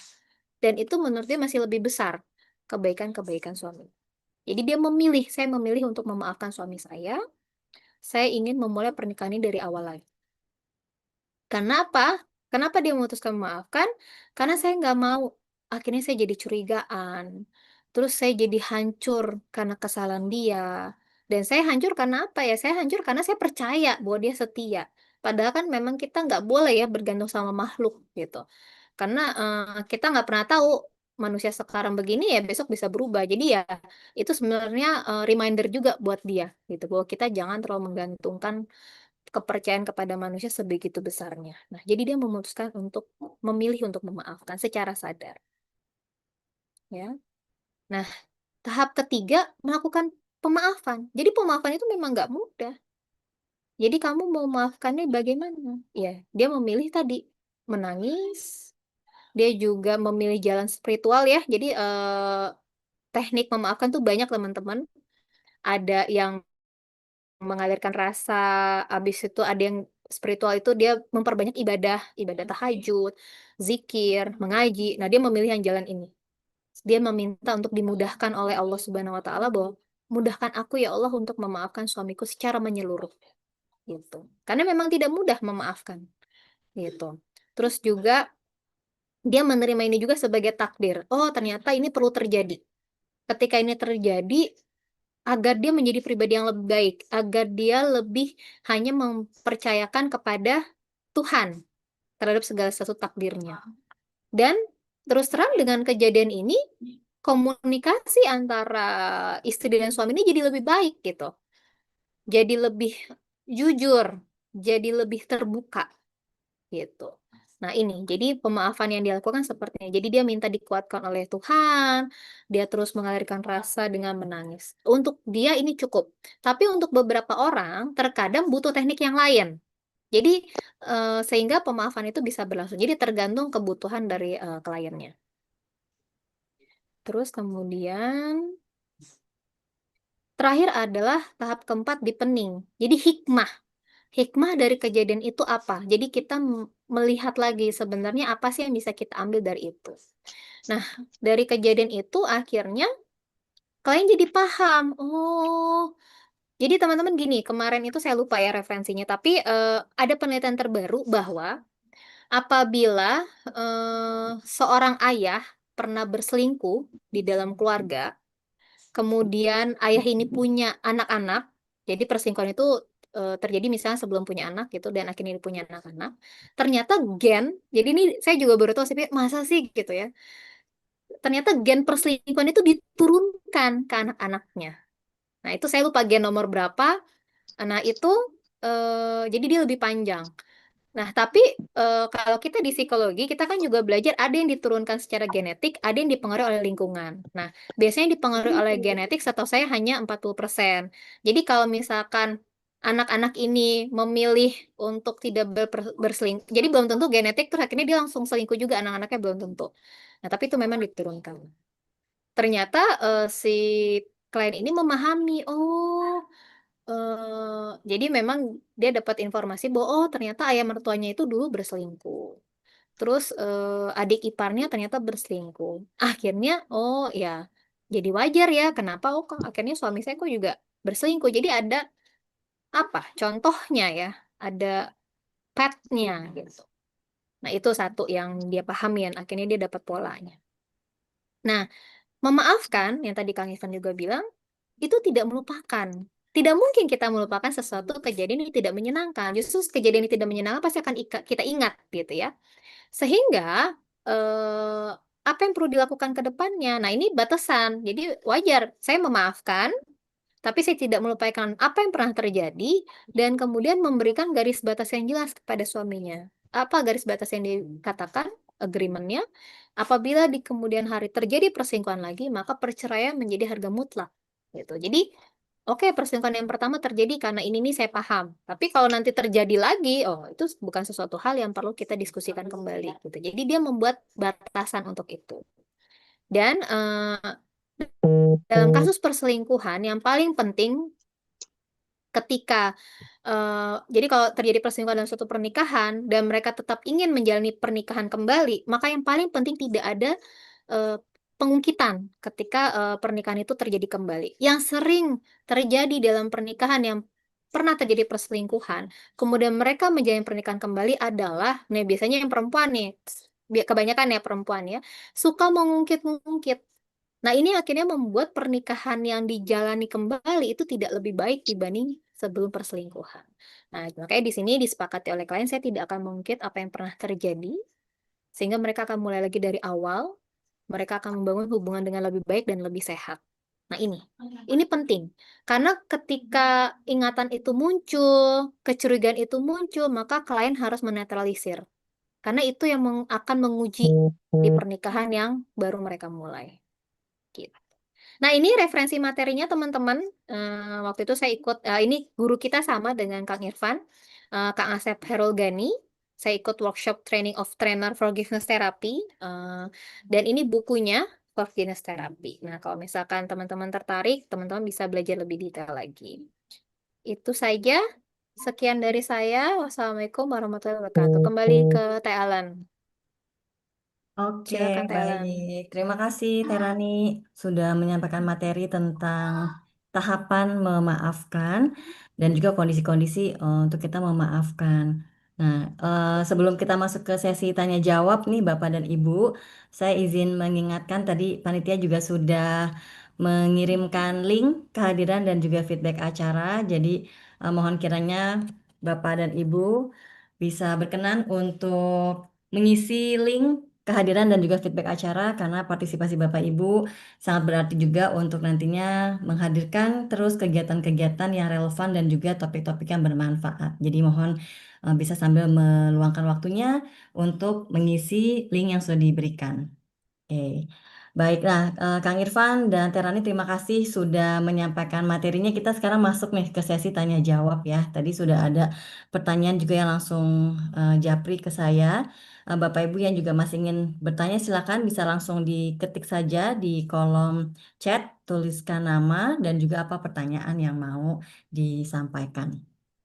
Oke, nah ini yang pertama, nanti mungkin bisa saling melengkapi ya dari Kang Irfan dan juga Teh Rani. Yang pertama ini dari Ibu Arifah, ini mungkin tadi dia khusus bertanya ke Kang Irfan. Bu Arifah bertanya tentang Kang ciri kita tahu nih kalau kita sudah berhasil melepaskan itu seperti apa. Karena kayaknya agak sulit untuk mendeteksi apakah kita sudah memaafkan atau belum. Mangga Kang Irfan silakan. Yang pertama, ciri pertama yang saya lakukan adalah ada kelegaan. Ciri pertama adalah kelegaan. Jadi uji petiknya, uji hasilnya biasa saya dengan teman-teman yang datang kali kasus misalnya pernikahan yang selingkuh ya. Ketika Anda mengingat lagi perselingkuhan itu, ada nggak situasi yang lebih lega, lebih tenang, lebih merasa aman? Nah, kalau sudah ada situasi transformasi yang lebih baik, misalnya tadi sakitnya bisa 10, sekarang jadi 6, atau jadi 2, nah itu sudah membaik berarti. Karena pergerakan ke arah yang lebih baik, pulih. Semakin Anda merasa bahwa lebih rileks mengingat peristiwa itu, semakin pulih Anda dan semakin memaafkan Anda. Saya kira begitu. Hmm. Jadi lega ya, ada rasa lega yang dialami ya. Terannya ada yang mau ditambahkan? Jadi intinya sih kalau kita udah memaafkan misalkan sama satu orang gitu, si X gitu ya. Apakah setiap kali kita ketemu dia, kita masih kesel nggak? Kalau masih kesel ya berarti belum memaafkan.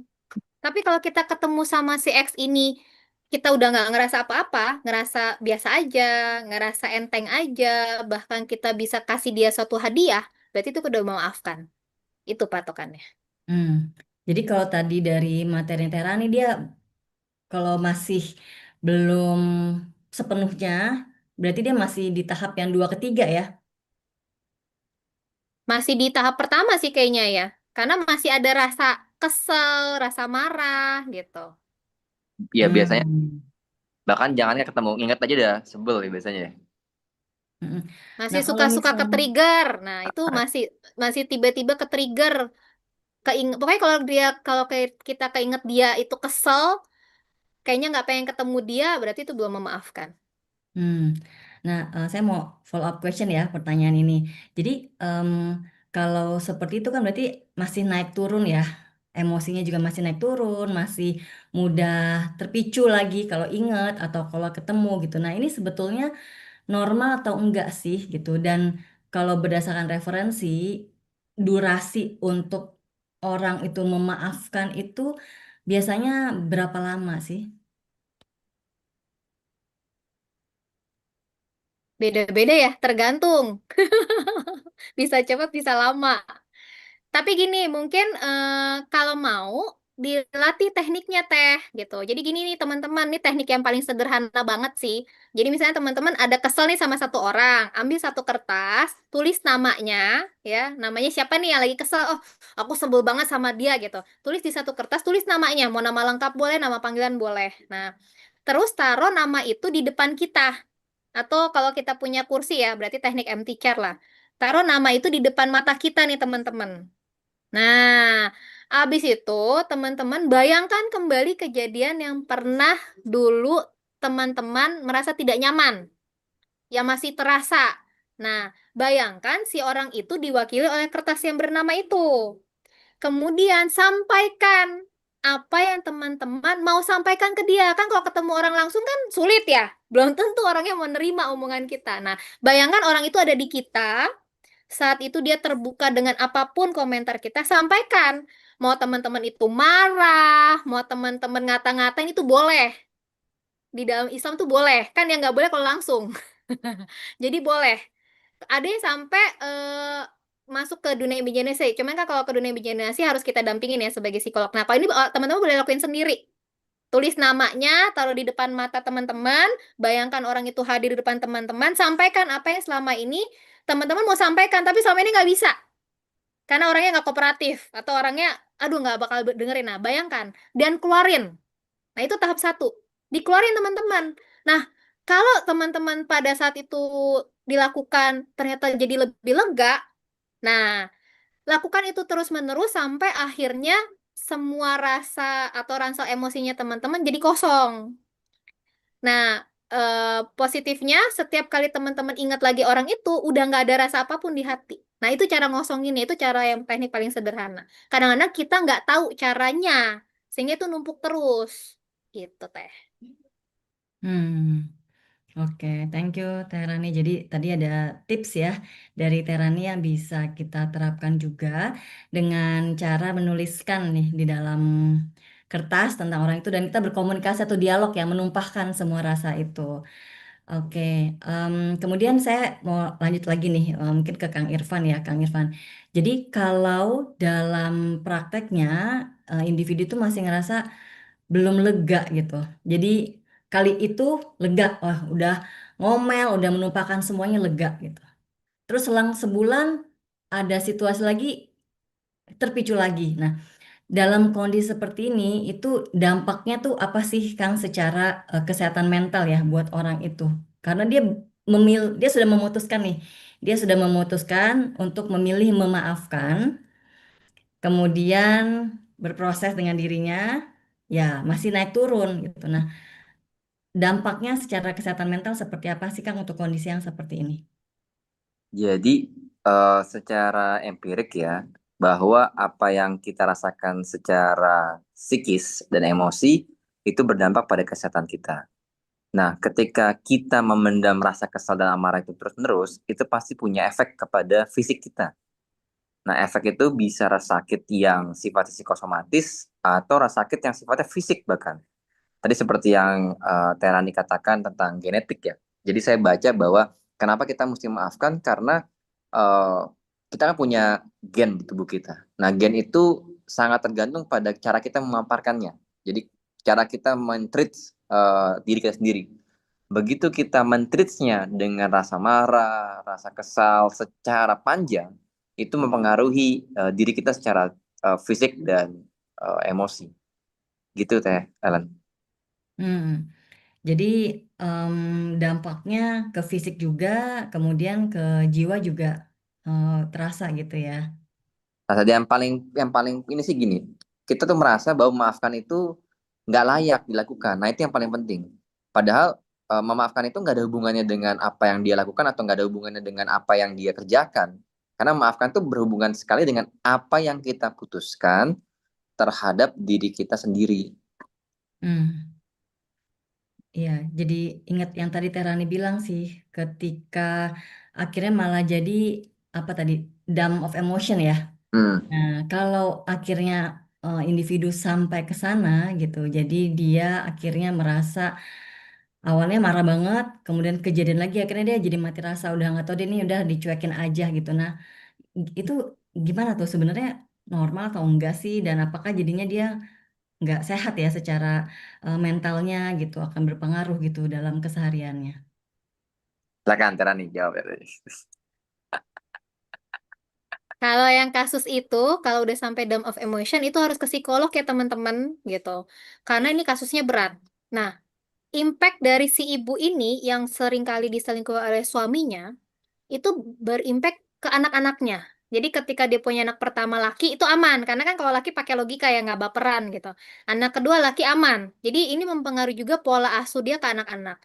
Ketika dia punya anak ketiga perempuan, nah itu problem.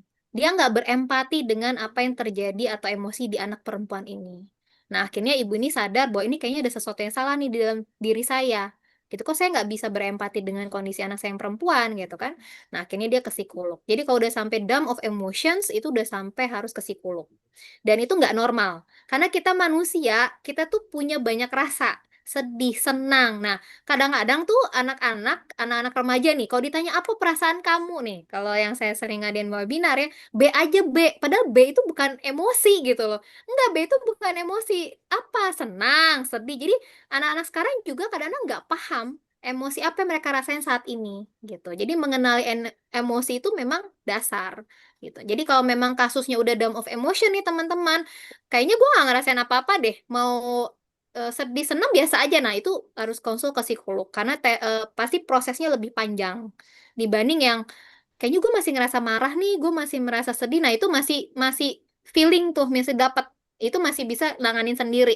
Tapi kalau udah kasusnya berat tadi down of emotion, itu impactnya banyak. Jadi kan kayak kasus-kasus psikosomatis yang kok aku ketemu dia jadi cemas ya. Aku kok kalau dia lewat aku langsung overthinking gitu. Kok aku langsung kalau yang kasusnya parah kan kalau ketemu dia aku jadi kayak mual muntah. Nah, itu udah masuk ke fisik tuh. Yang tadinya berada di emosi, berada di psikis, secara mentally terus akhirnya udah masuk ke fisik.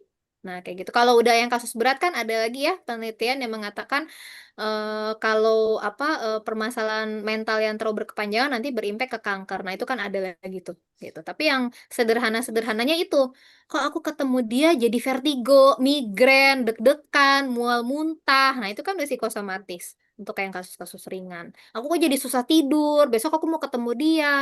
Misalkan dia ternyata bos yang cukup killer atau guru. Nah, kayak gitu. Itu yang udah masuk ke fisiknya.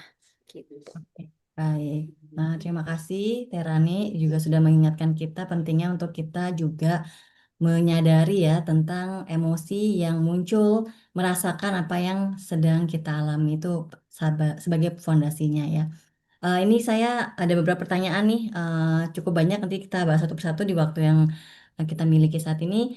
Saya mau ambil satu dulu dari Bu Ami, ini yang tadi sudah di awal.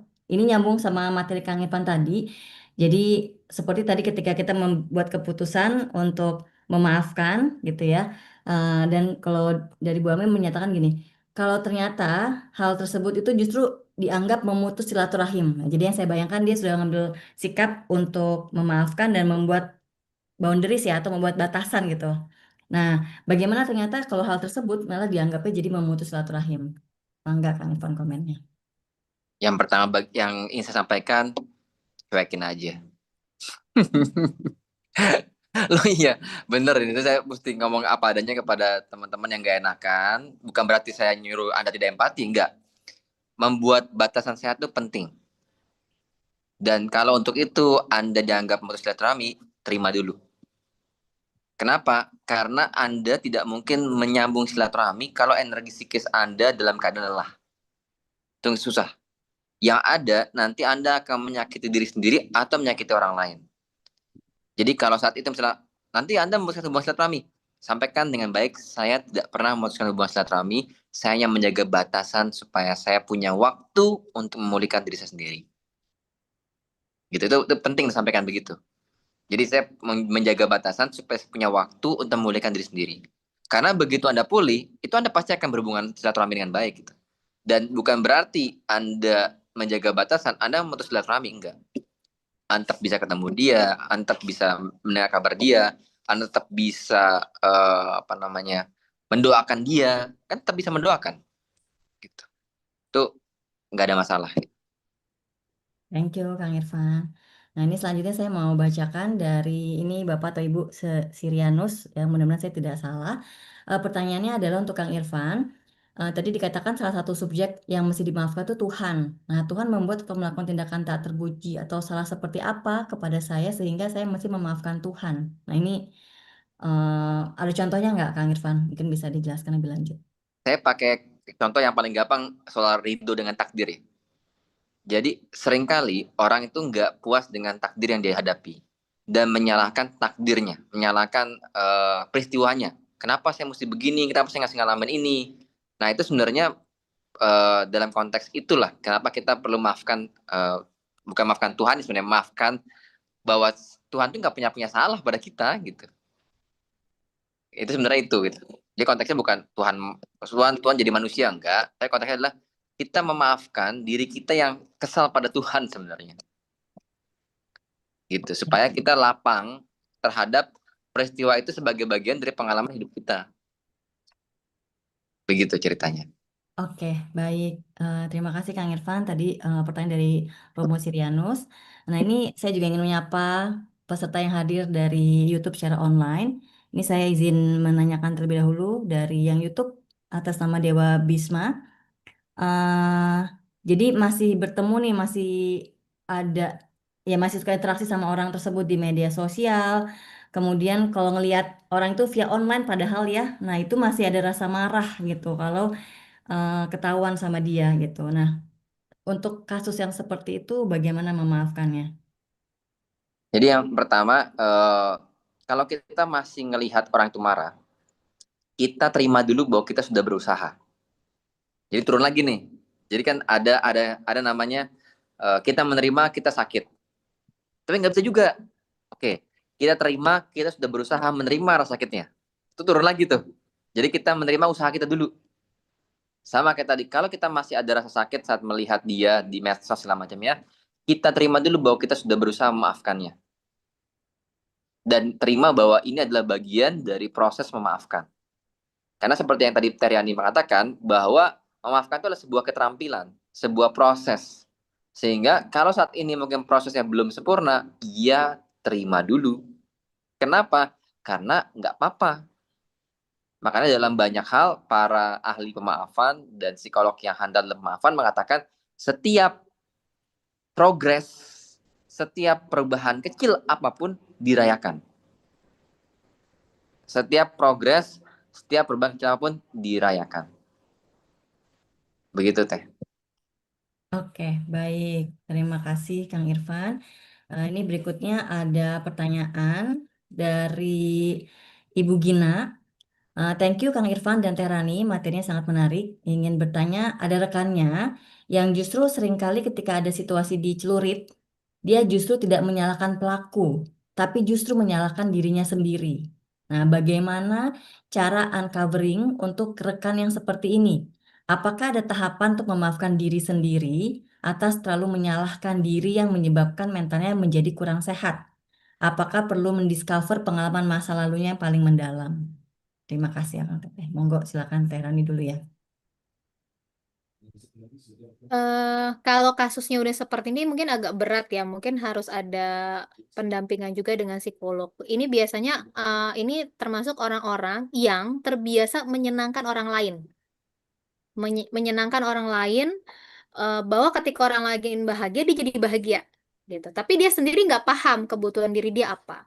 Jadi kalau ada situasi-situasi tidak menyenangkan terjadi sama dia merasa bahwa memang oh ini memang akunya yang nggak bagus kok. Jadi memang harus ada distorsi kognitif yang diperbaikin. Kesalahan berpikirnya perlu diperbaikin.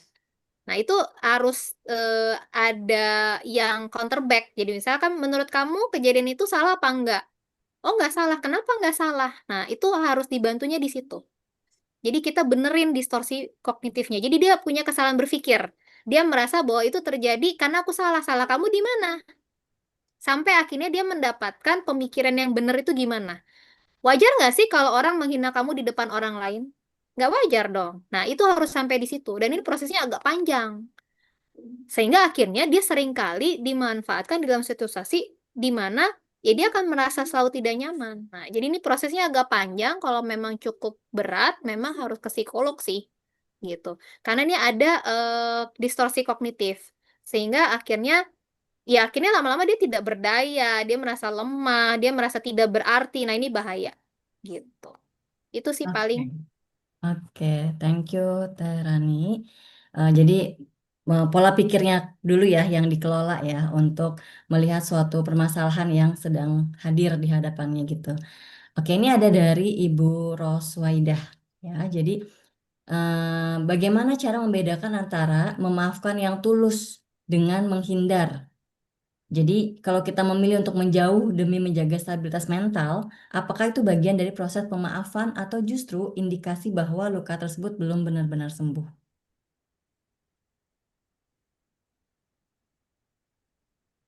Kang Irfan, mangga. Hmm, menurut saya dalam proses kita memaafkan, ada kalanya kita perlu membatasi diri. Dan untuk hal itu, jadi saya sih merasakan gini ya, kadang-kadang kita perlu berkata tidak untuk sementara waktu kepada orang-orang yang menguras energi kita. Dalam arti sementara waktu ya, saya tidak mengatakan selamanya, tapi sementara waktu, agar kita punya kesempatan untuk memulihkan diri. Karena tidak mungkin kita punya relasi yang baik dengan orang lain kalau kita nggak pulih dengan baik juga. Kita tidak akan lebih sulit untuk punya relasi berdamai dengan orang lain kalau kita tidak berdamai dengan diri kita sendiri. Dan itu seperti yang tadi saya ulang, memaafkan adalah sebuah keterampilan. Ada orang yang butuh waktu untuk terampil, ada orang cepat untuk terampil. Nah, jangan paksa dirimu untuk tiba-tiba langsung jago gitu. Tapi yang perlu mungkin kamu usahakan adalah belajar untuk terus memaafkan. Termasuk saya juga yang sedang bicara ini. Gitu kira-kira. Baik, jadi ini terus-menerus apa nggak yang berhenti terus ya gitu ya, tapi akan berproses terus-menerus gitu ya, Kang Irfan ya. Betul. Ini ada dari Pak Andika. Ketika sudah pada tahap dipening, ternyata perilaku yang ditujukan orang tersebut kembali men-trigger perasaan tidak menyenangkan di awal konflik. Nah, apa yang bisa dilakukan sehingga kita masih tetap bisa memaafkan? Ini dari untuk Teran ini. Balik lagi ke tahapan awal. Jadi sangat mungkin kita bisa ke-trigger lagi. Karena memang proses memaafkan itu nggak instan ya, teman-teman. Jadi sangat mungkin kita udah masuk ke tahap ketiga. Wah, tiba-tiba dia bikin kasus lagi gitu. Ya kita masukin lagi ke tahap satu dulu. Kita keluarin lagi emosinya. Kita alirin lagi, kayak gitu. Karena kan orang lain itu di luar kontrol kita. Yang bisa kita kontrol ada reaksi kita terhadap dia, reaksi kita terhadap respon yang dia berikan. Semakin teman-teman terlatih, oh pada dasarnya memang orangnya begitu ya. Lama-lama kita nggak baper sama apa yang diomongin, karena kita merasa apa yang diomongin dia tuh bukan kita, gitu. Jadi kan ada ya orang-orang yang misalkan di kasus-kasus tertentu, lo tuh nggak cantik, misalnya lo nggak putih gitu kan. Itu kan pilihannya kita tuh kayak gini. Bener nggak sih gue nggak putih? Oh emang nggak putih. Berarti kita harus nerima apa? Kita mau jadi putih atau kita terima aja memang kulitku coklat. Terus kenapa? Why not? Gitu. Nah jadi semakin kalau tadi prosesnya udah di tahap 3, ternyata ada kejadian lagi nggak apa-apa. Mulai lagi ke tahap 1. Sampai akhirnya kita punya konsep bahwa orang itu nggak bisa kita rubah. Tapi yang bisa kita rubah adalah reaksi kita terhadap dia. Dan kalau kita juga merasa orang itu tidak penting untuk kita dengarkan, apapun yang dibicarakan nggak akan mempengaruhi kita. Nah itu, jadi kita yang memilih reaksi kita. Apakah kita akan merasa tersakiti dengan omongan dia yang padahal kita tahu itu tidak benar, atau kita memilih, enggak gue nggak kayak gitu kok. Nah kalau udah makin terlatih, tingkat kebaperan kita sama dia udah mulai terbonderis ya, terbatasi gitu. Jadi sejauh mana kita mau melindungi diri kita supaya orang lain tidak dengan mudah menyakiti kita gitu. Jadi it's okay untuk balik ke step one. Gitu. Oke. Nah, dalam situasi itu ya, sebetulnya bisa nggak sih kita bilang bahwa memaafkannya belum tulus gitu ya? Karena atau bagaimana nih? Ini mungkin nyambung nih dengan pertanyaan Bu Roswaidah ya gitu. Ketika orang itu memilih untuk menjauh dulu sementara gitu, nah apakah itu tetap bisa dikatakan tulus dalam memaafkan? Nah, jadi case-nya di aku deh. Aku tuh dulu pernah ada di WAG wali murid gitu ya. Terus saya nge-share berita apa, ternyata di Indonesia tuh belum happen gitu. Tapi kalau di luar negeri udah happen. Awalnya reaksi salah satu orang yang mana itu teman dekat saya sendiri itu biasa aja tadinya. Nah, cuman saya nggak tahu gimana tiba-tiba dia merasa marah dan dia mempermalukan saya di WA grup itu gitu. Sampai pokoknya mempermalukannya cukup parah. Nah, kebayang dong, wah ini kayaknya di counterback juga nggak bisa karena tipikal orangnya nggak bisa gitu. Apa yang saya lakukan? Ya udah, saya akhirnya unmute medsos saya karena saya butuh waktu. Nah, menjauh itu butuh waktu untuk kita recover sama diri sendiri. Saya cerita sama orang yang saya yakini bisa saya percaya dan juga dia ngasih advice, udah deh Ran, silent medsos dulu. Jadi memang kita perlu yang namanya cleaning dulu, cleaning medsos, cleaning influence-influence dari lain gitu. Dan apa yang saya lakukan? Saya sedih, pasti saya nangis tuh, kok gitu ya. Padahal kan dia teman saya, kita pernah kerja bareng. Saya sampai nggak nyangka itu terjadi gitu. Nah, memaafkan itu memang tidak mudah teman-teman. Makanya kalau saya biasanya pakai jalan spiritual. Saya minta tolong sama Tuhan, ya Allah, mohon. Dan saya waktu itu juga ikut kelasnya forgiveness terapinya Kang Asep di bulan Ramadan. Dapat momen itu kayak, iya ya, sebenarnya yang bikin sakit hati kita sendiri loh. Dia mah cuma ngejadiin 5 menit, saya nggak bawa sampai berapa jam gitu kan. Nah, oke, saya nggak mau nih perasaan saya kayak gini. Jadi saya minta tolong sama Tuhan, sama Allah, bantu saya untuk bisa memaafkan dia. Bantu saya untuk bisa memaafkan dia, gitu. Dan apa yang saya bisa lihat hikmahnya?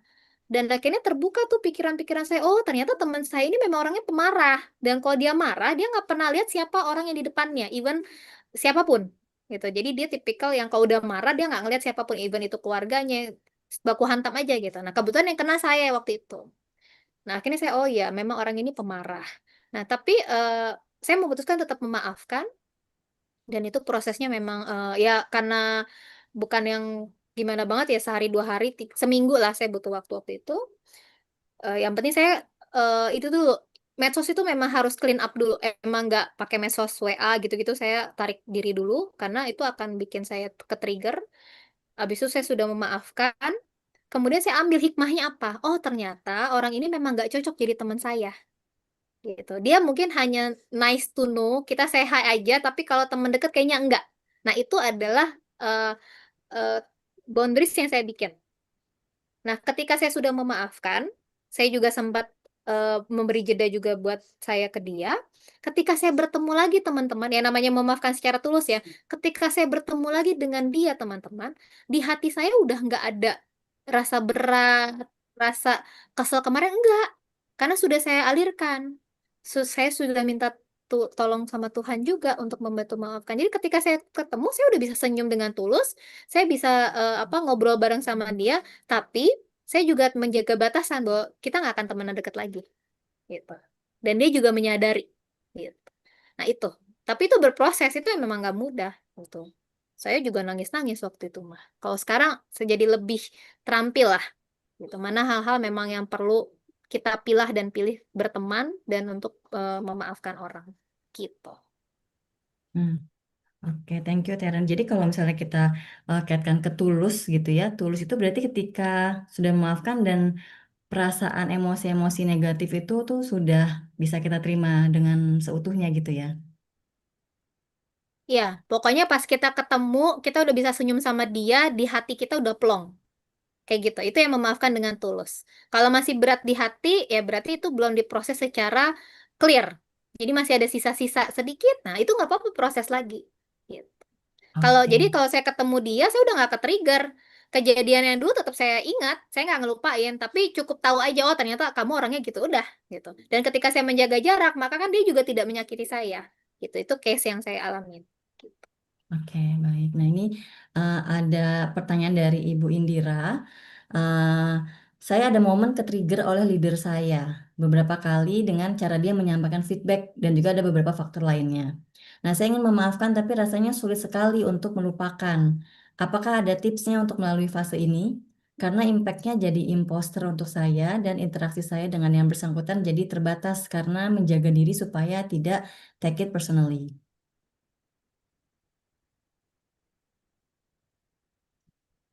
Siapa dulu? Rani dulu ya. Kang Rani dulu atau Irfan saya dulu dulu? aja. Oh Kang Boleh, siap. Irfan dulu Kang aja. Irfan? Yang pertama gini, kalau kita punya atasan kayak begitu dan kita belum siap untuk memaafkannya, kita punya dua pilihan nih. Ini kalau dalam kerja ya. Pertama kita tes dulu kita sanggup nggak untuk bekerja tidak di tempat itu. Kalau emang kita nggak sanggup dan kita terpaksa harus dari situ, berdamai. Jadi berdamai dengan diri kita, berdamai dengan rasa marah kita, dan uh, jaga jarak untuk apa ya bahasa kami itu?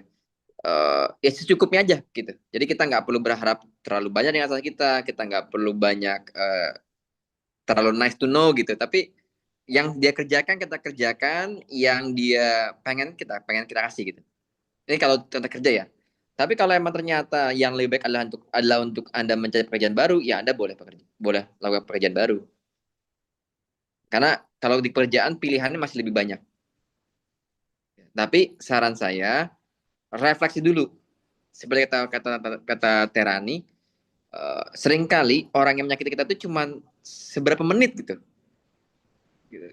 Dan kita jadi korban gitu. Nah, jangan sampai kita menjadi korban atas apa yang sebenarnya orang lain juga punya masalah dengan dirinya gitu. Kan sayang banget waktu kita untuk memikirkan orang yang tidak memikirkan kita diri sendiri.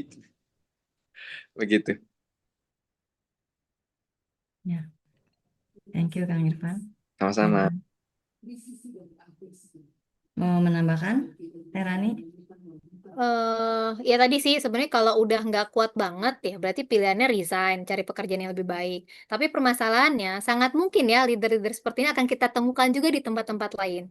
So, mungkin yang pertama yang harus dialirkan adalah emosinya dulu gitu. Jadi tadi nama leadernya siapa, taruh di depan kita, terus sampaikan sebenarnya apa sih yang kamu mau nyampaikan ke leadernya. Misalkan saya tuh nggak suka caranya bapak kayak gitu, nggak bisa ya lebih baik. Jadi tuh dikeluarin dulu semua emosinya. Kalau udah lebih lega, baru kita bisa berpikir dengan lebih apa? Lebih logika gitu. Jadi emosinya harus kita keluarin dulu. Udah lega, baru kita berpikir, apakah cara dia memberikan apakah caranya leader itu menyampaikan feedbacknya yang salah, how to-nya salah, atau konten dari feedbacknya itu benar. Nah, itu baru bisa kita analisa tuh. Kadang-kadang leader itu mungkin how to-nya yang salah. Ketika dia misalkan mempermalukan kita di depan orang atau menggunakan kata-katanya yang kasar. Nah, itu kita nggak terima. Nah, itu mungkin yang itu yang mengganggu. Jadi yang mana yang mengganggunya? Apakah how to-nya atau kontennya?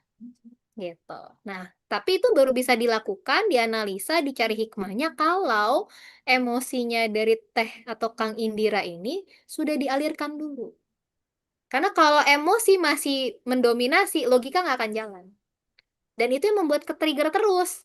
Jadi numpuk. Ketemu lagi, masalah lagi, ketemu lagi, wah gitu.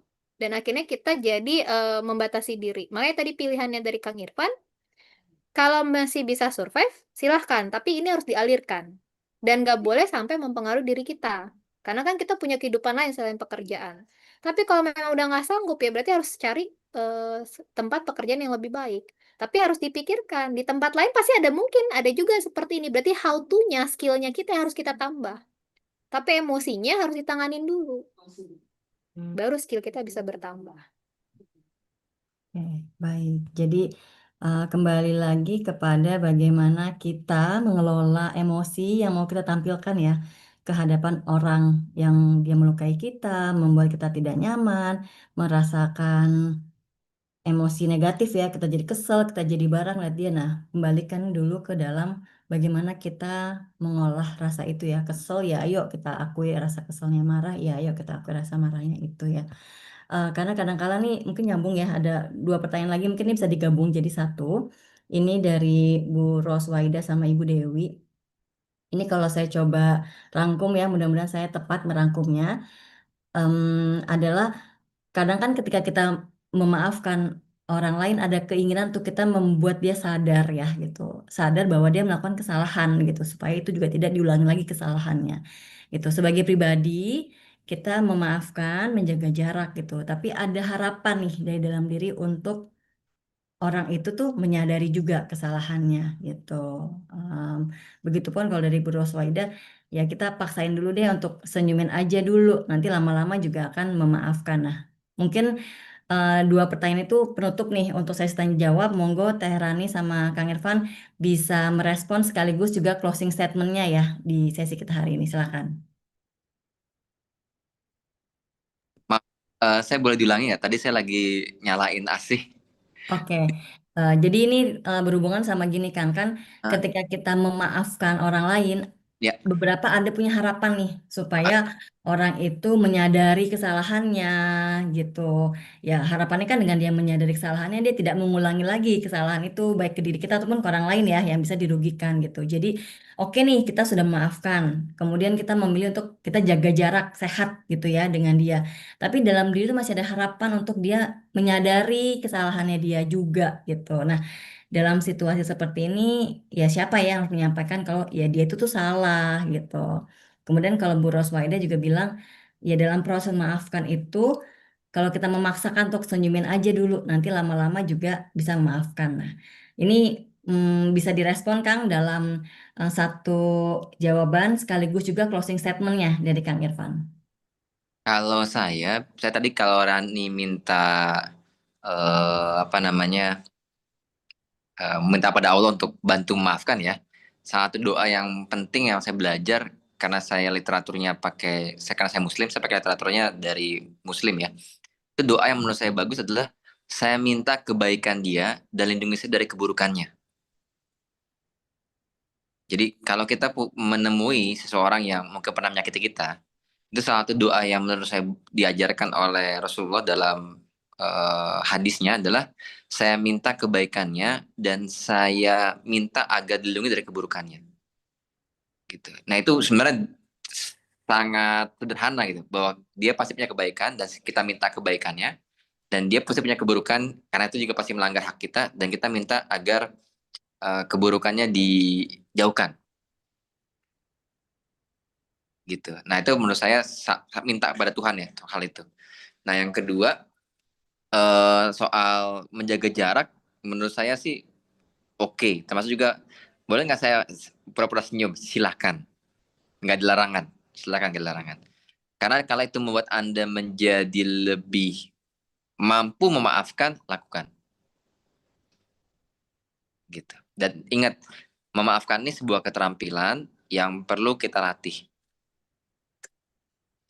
Gitu mungkin Teh Helen.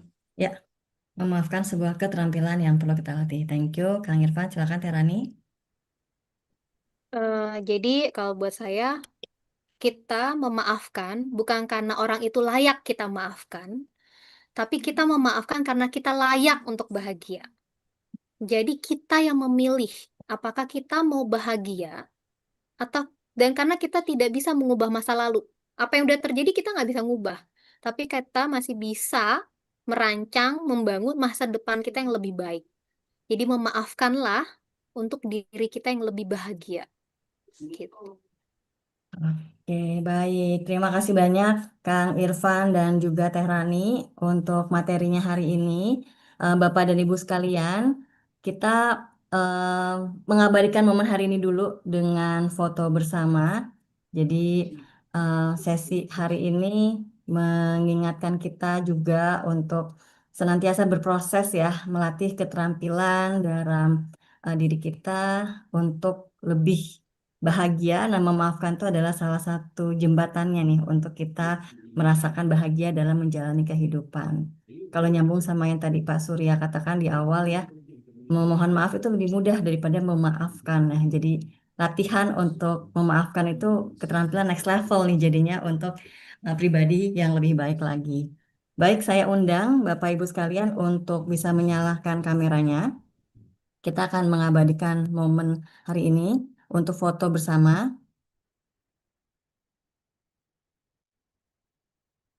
Oke, nanti saya mohon dibantu. oleh panitia untuk mengabadikan momen ini. Oke, Bapak Ibu siap ya? 1, 2, 3. Oke, karena ini 3 slide, mohon ditahan dulu ya. Untuk yang kedua, 1, 2, 3. Oke, sekali lagi. 1, 2, 3. Oke, terima kasih Ibu dan Bapak. Terima kasih, Mbak Hana. Terima kasih Dan semuanya. Bapak Ibu sekalian, sebelum kita mengakhiri masih ada satu kegiatan terakhir nih yang ingin disampaikan. Eh, yang pertama saya mau reminder kembali buat Bapak Ibu yang sudah menerima link yang dikirimkan panitia. Jadi mohon untuk mengisi linknya. Jadi partisipasi Bapak Ibu untuk memberikan feedback terhadap acara hari ini juga sangat berarti untuk bisa menghadirkan topik-topik yang relevan lagi di kemudian hari. Nah, Bapak dan Ibu sekalian, hari ini juga tadi ada pertanyaan-pertanyaan yang memantik diskusi tentang topik memaafkan. Dan juga tadi saya membaca ada rekomendasi ya dari Romo Sirianus nih. Jadi ada buku topik yang berkaitan dengan philosophical counseling ya. Jadi ini bisa jadi salah satu referensi kita juga berkaitan dengan memaafkan gitu ya. Nah, Bapak dan Ibu sekalian, apa yang disampaikan oleh Kang Irfan tentang mengapa kita perlu memaafkan dan juga apa itu memaafkan sebagai kondisi state of mind kita. Dan Teh Rani juga sudah menyampaikan secara rinci tahapan-tahapan yang dilalui dalam proses memaafkan, bahwa itu adalah satu proses yang memang akan dilakukan secara bertahap, satu demi satu. Nah, jadi hari ini saya ingin menutup sesi hari ini dengan mengajak ya, jika berkenan tentunya, jika Bapak Ibu bersedia, saya ingin mengajak untuk kita melakukan satu refleksi kecil nih di akhir sesi. Ya, jadi tidak perlu dibagikan ke siapapun. Jadi jika hari ini pun Bapak Ibu bersedia, ya, jadi mari sama-sama Bapak Ibu memikirkan satu perasaan, satu hal atau satu pengalaman yang selama ini tuh masih terasa berat di hati, masih begitu mengganjal, yang kadang-kadang bikin rasa berat sekali, pening, pusing, hati rasanya penuh begitu ya. Nah, silakan tuliskan dicari kertas ya. Tadi juga narasumber kita juga sudah menyampaikan tips ini. Cukup tulisan satu kata atau satu kalimat tentang hal yang membuat Bapak Ibu merasa begitu kesal, marah, sulit untuk mengemukakannya selama ini. Jadi silakan dituliskan satu kata atau satu kalimat tersebut. Lalu kemudian lipat dan simpan saja ya. Kertas ini nggak perlu dibaca ulang, nggak perlu ditunjukkan juga.